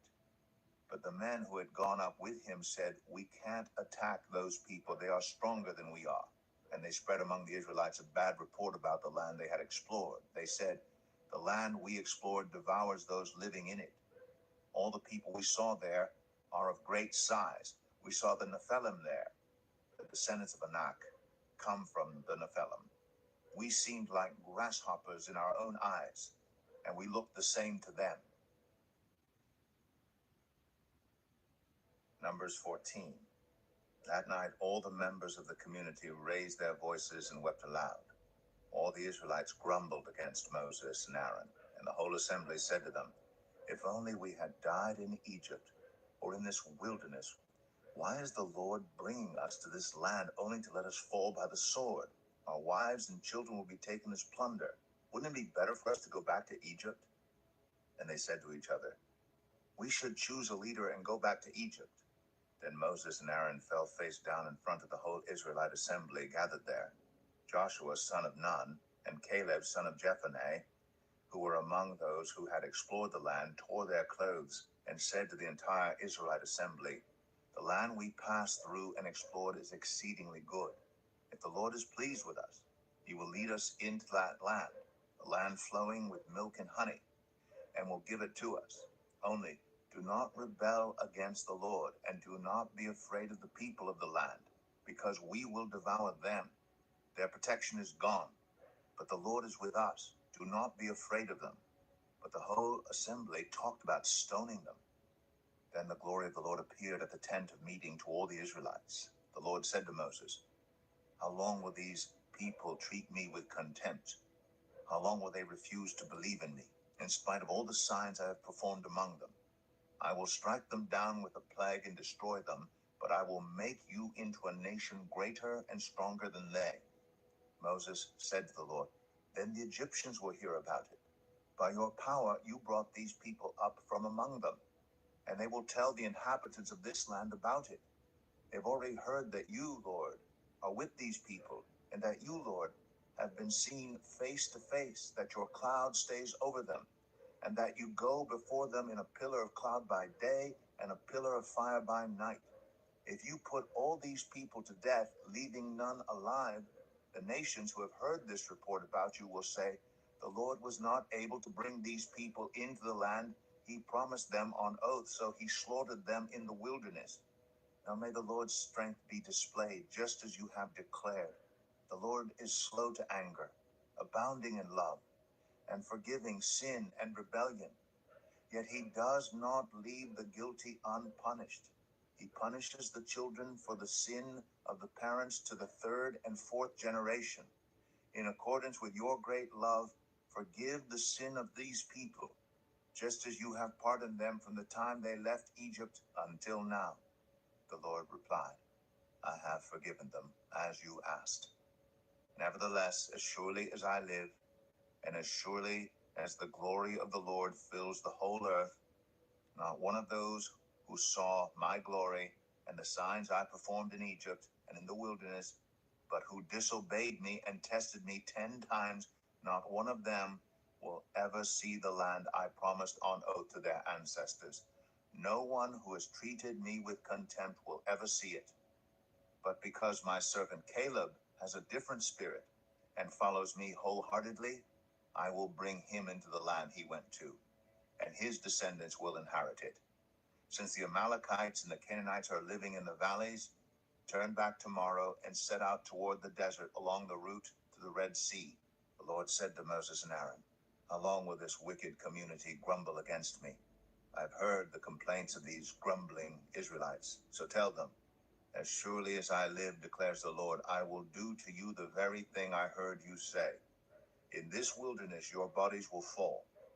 Every one of you 20 years old or more who was counted in the census and who has grumbled against me, not one of you will enter the land I swore with uplifted hand to make your home, except Caleb, son of Jephunneh, and Joshua, son of Nun.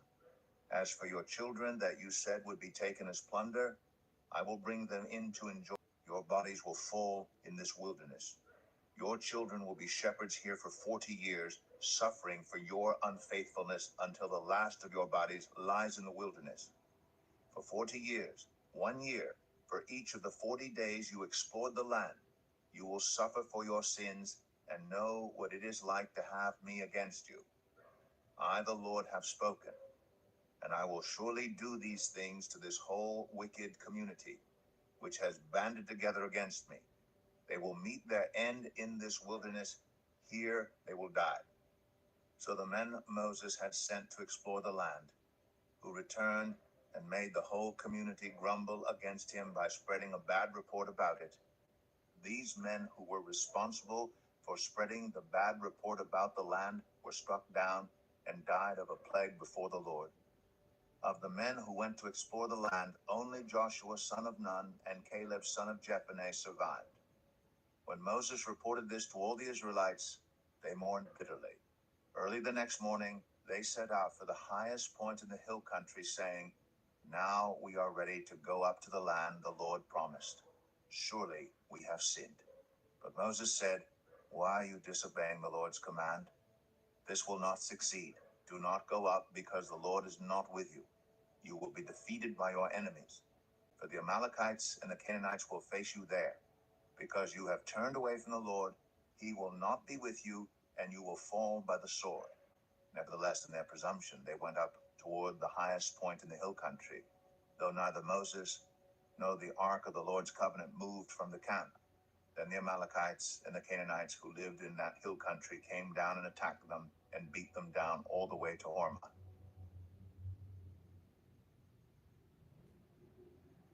Numbers 15. The Lord said to Moses, "Speak to the Israelites and say to them, after you enter the land I am giving you as a home, and you present to the Lord food offerings from the herd or the flock, as an aroma pleasing to the Lord, whether burnt offerings or sacrifices, for special vows or freewill offerings or festival offerings, then the person who brings an offering shall present to the Lord a grain offering of a tenth of an ephah of the finest flour mixed with a quarter of a hin of olive oil. With each lamb for the burnt offering or the sacrifice, prepare a quarter of a hin of wine as a drink offering. With the ram, prepare a grain offering of 2/10 of an ephah of the finest flour mixed with a third of a hin of olive oil, and a third of a hin of wine as a drink offering. Offer it as an aroma pleasing to the Lord. When you prepare a young bull as a burnt offering, this will be a food offering, an aroma pleasing to the Lord. Each bull or ram, each lamb or young goat is to be prepared in this manner. Do this for each one, for as many as you prepare.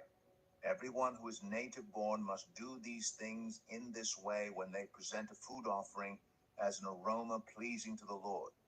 For the generations to come, whenever a foreigner or anyone else living among you presents a food offering as an aroma pleasing to the Lord, they must do exactly as you do. The community is to have the same rules for you and for the foreigner residing among you. This is a lasting ordinance for the generations to come. You and the foreigner shall be the same before the Lord. The same laws and regulations will apply both to you and to the foreigner residing among you. The Lord said to Moses, "Speak to the Israelites and say to them, when you enter the land to which I am taking you, and you eat the food of the land, present a portion as an offering to the Lord. Present a loaf from the first of your ground meal, and present it as an offering from the threshing floor. Throughout the generations to come, you are to give this offering to the Lord from the first of your ground meal. Now, if you as a community unintentionally fail to keep any of these commands the Lord gave Moses, any of the Lord's commands to you through him from the day the Lord gave them and continuing through the generations to come, and if this is done unintentionally without the community being aware of it, then the whole community is to offer a young bull for a burnt offering as an aroma pleasing to the Lord, along with its prescribed grain offering and drink offering, and a male goat for a sin offering. The priest is to make atonement for the whole Israelite community, and they will be forgiven. For it was not intentional, and they have presented to the Lord for their wrong a food offering and a sin offering. The whole Israelite community and the foreigners residing among them will be forgiven, because all the people were involved in the unintentional wrong. But if just one person sins unintentionally, that person must bring a year-old female goat for a sin offering. The priest is to make atonement before the Lord for the one who erred by sinning unintentionally.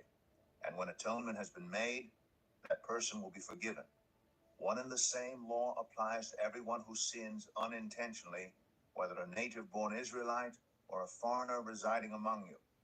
But anyone who sins defiantly, whether native-born or foreigner, blasphemes the Lord and must be cut off from the people of Israel. Because they have despised the Lord's word and broken his commands, they must surely be cut off. Their guilt remains on them. While the Israelites were in the wilderness, a man was found gathering wood on the Sabbath day.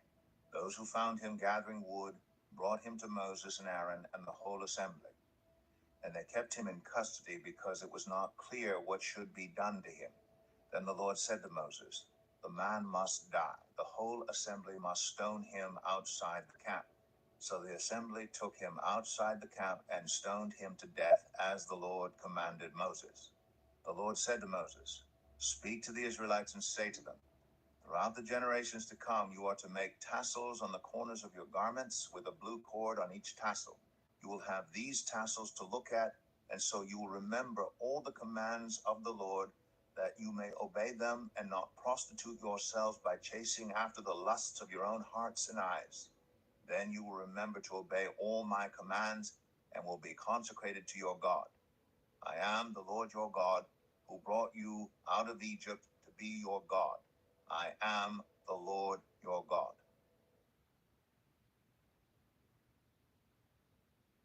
Number 16. Korah, son of Izhar, the son of Kohath, the son of Levi, and certain Reubenites, Dathan and Abiram, sons of Eliab, and On, son of Peleth, became insolent and rose up against Moses. With them were 250 Israelite men, well-known community leaders who had been appointed members of the council. They came as a group to oppose Moses and Aaron and said to them, "You have gone too far. The whole community is holy, every one of them, and the Lord is with them. Why then do you set yourselves above the Lord's assembly?" When Moses heard this, he fell face down. Then he said to Korah and all his followers, "In the morning, the Lord will show who belongs to him and who is holy, and he will have that person come near him. The man he chooses, he will cause to come near him. You, Korah, and all your followers are to do this. Take censers, and tomorrow put burning coals and incense in them before the Lord. The man the Lord chooses will be the one who is holy. You Levites have gone too far." Moses also said to Korah, "Now listen, you Levites. Isn't it enough for you that the God of Israel has separated you from the rest of the Israelite community and brought you near himself to do the work at the Lord's tabernacle and to stand before the community and minister to them? He has brought you and all your fellow Levites near himself, but now you are trying to get the priesthood too. It is against the Lord that you and all your followers have banded together. Who is Aaron that you should grumble against him?" Then Moses summoned Dathan and Abiram, the sons of Eliab, but they said, "We will not come. Isn't it enough that you have brought us up out of a land flowing with milk and honey to kill us in the wilderness? And now you also want to lord it over us? Moreover, you haven't brought us into a land flowing with milk and honey, or given us an inheritance of fields and vineyards. Do you want to treat these men like slaves? No, we will not come." Then Moses became very angry and said to the Lord, "Do not accept their offering. I have not taken so much as a donkey from them, nor have I wronged any of them." Moses said to Korah, "You and all your followers are to appear before the Lord tomorrow, you and they and Aaron. Each man is to take his censer and put incense in it, 250 censers in all, and present it before the Lord. You and Aaron are to present your censers also." So each of them took his censer, put burning coals and incense in it, and stood with Moses and Aaron at the entrance to the tent of meeting. When Korah had gathered all his followers in opposition to them at the entrance to the tent of meeting, the glory of the Lord appeared to the entire assembly. The Lord said to Moses and Aaron, "Separate yourselves from this assembly so I can put an end to them at once." But Moses and Aaron fell face down and cried out, "O God, the God who gives breath to all living things, will you be angry with the entire assembly when only one man sins?" Then the Lord said to Moses, "Say to the assembly, move away from the tents of Korah, Dathan, and Abiram." Moses got up and went to Dathan and Abiram, and the elders of Israel followed him. He warned the assembly, "Move back from the tents of these wicked men. Do not touch anything belonging to them, or you will be swept away because of all their sins."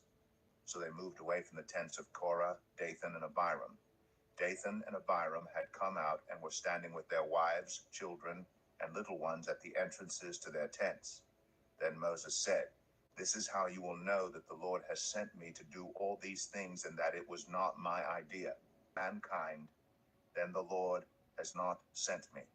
But if the Lord brings about something totally new, and the earth opens its mouth and swallows them, with everything that belongs to them, and they go down alive into the realm of the dead, then you will know that these men have treated the Lord with contempt."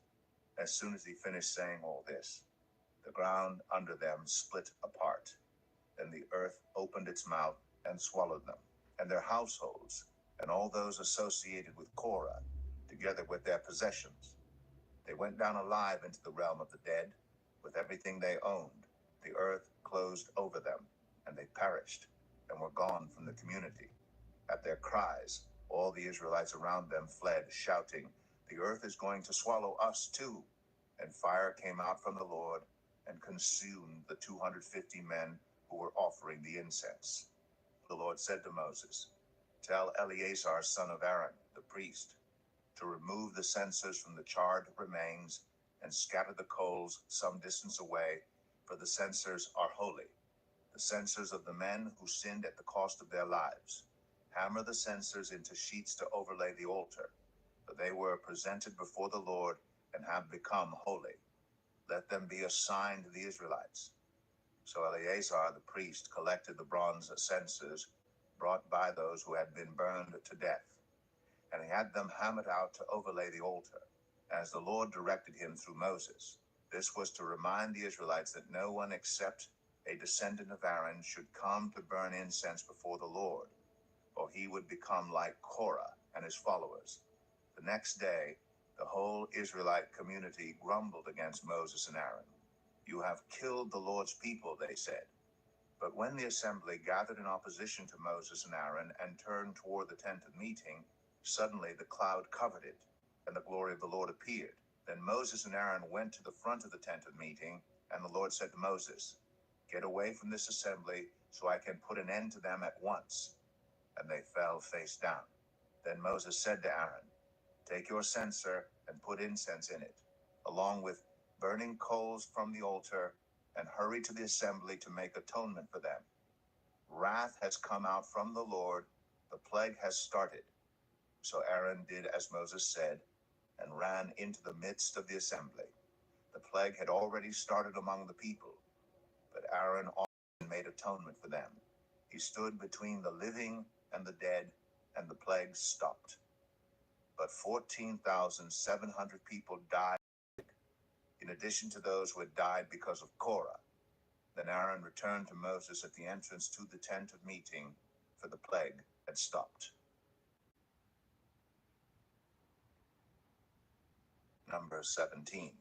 The Lord said to Moses, "Speak to the Israelites, and get 12 staffs from them, one from the leader of each of their ancestral tribes.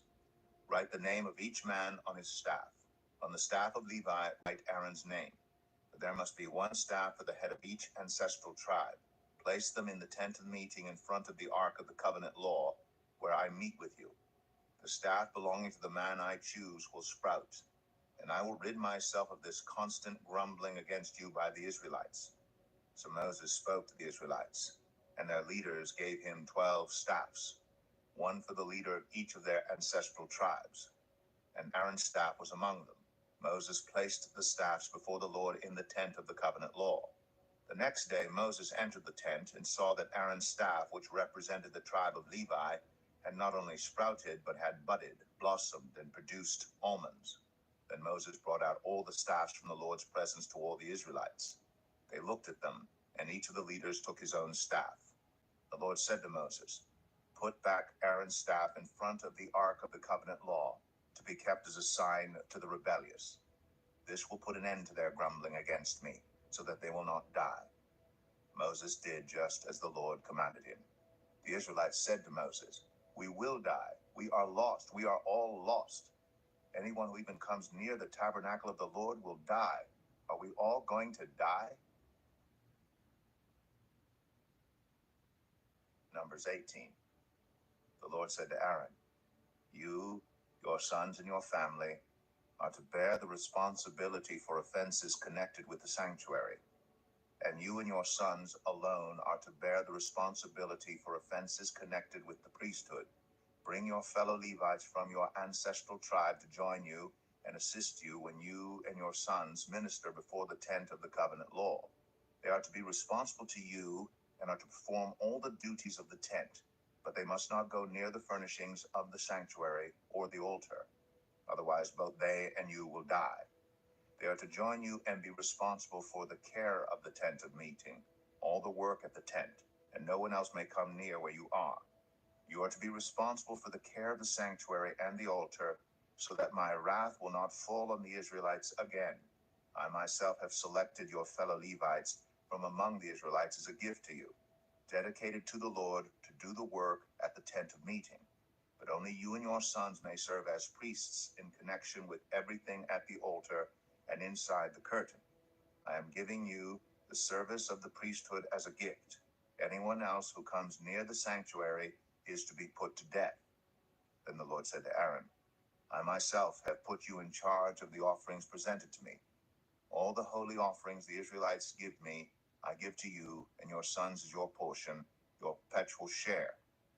You are to have the part of the most holy offerings that is kept from the fire. From all the gifts they bring me as most holy offerings, whether grain or sin or guilt offerings, that part belongs to you and your sons. Eat it as something most holy. Every male shall eat it. You must regard it as holy. This also is yours. Whatever is set aside from the gifts of all the wave offerings of the Israelites, I give this to you and your sons and daughters as your perpetual share. Everyone in your household who is ceremonially clean may eat it. I give you all the finest olive oil and all the finest new wine and grain they give the Lord as the first fruits of their harvest. All the land's first fruits that they bring to the Lord will be yours. Everyone in your household who is ceremonially clean may eat it. Everything in Israel that is devoted to the Lord is yours. The first offspring of every womb, both human and animal, that is offered to the Lord is yours. But you must redeem every firstborn son and every firstborn male of unclean animals. When they are a month old, you must redeem them at the redemption price set at 5 shekels of silver, according to the sanctuary shekel, which weighs 20 gerahs. But you must not redeem the firstborn of a cow, a sheep, or a goat. They are holy. Splash their blood against the altar and burn their fat as a food offering, an aroma pleasing to the Lord. Their meat is to be yours, just as the breast of the wave offering and the right thigh are yours. Whatever is set aside from the holy offerings the Israelites present to the Lord, I give to you and your sons and daughters as your perpetual share. It is an everlasting covenant of salt before the Lord for both you and your offspring." The Lord said to Aaron, "You will have no inheritance in their land, nor will you have any share among them. I am your share and your inheritance among the Israelites. I give to the Levites all the tithes in Israel as their inheritance in return for the work they do while serving at the tent of meeting. From now on, the Israelites must not go near the tent of meeting, or they will bear the consequences of their sin and will die. It is the Levites who are to do the work at the tent of meeting and bear the responsibility for any offenses they commit against it. This is a lasting ordinance for the generations to come. They will receive no inheritance among the Israelites. Instead, I give to the Levites as their inheritance the tithes that the Israelites present as an offering to the Lord. That is why I said concerning them, they will have no inheritance among the Israelites." The Lord said to Moses, "Speak to the Levites and say to them, when you receive from the Israelites the tithe I give you as your inheritance, you must present a tenth of that tithe as the Lord's offering. Your offering will be reckoned to you as grain from the threshing floor or juice from the winepress. In this way, you also will present an offering to the Lord from all the tithes you receive from the Israelites. From these tithes, you must give the Lord's portion to Aaron the priest. You must present as the Lord's portion the best and holiest part of everything given to you. Say to the Levites, when you present the best part, it will be reckoned to you as the product of the threshing floor or the winepress. You and your households may eat the rest of it anywhere, for it is your wages for your work at the tent of meeting. By presenting the best part of it, you will not be guilty in this matter. Then you will not defile the holy offerings of the Israelites, and you will not die." Numbers 19. The Lord said to Moses and Aaron, "This is a requirement of the law that the Lord has commanded. Tell the Israelites to bring you a red heifer without defect or blemish, and that has never been under a yoke. Give it to Eleazar the priest.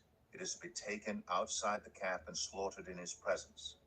Then Eleazar the priest is to take some of its blood on his finger and sprinkle it 7 times toward the front of the tent of meeting. While he watches, the heifer is to be burned, its hide, flesh, blood, and intestines. The priest is to take some cedar wood, hyssop, and scarlet wool, and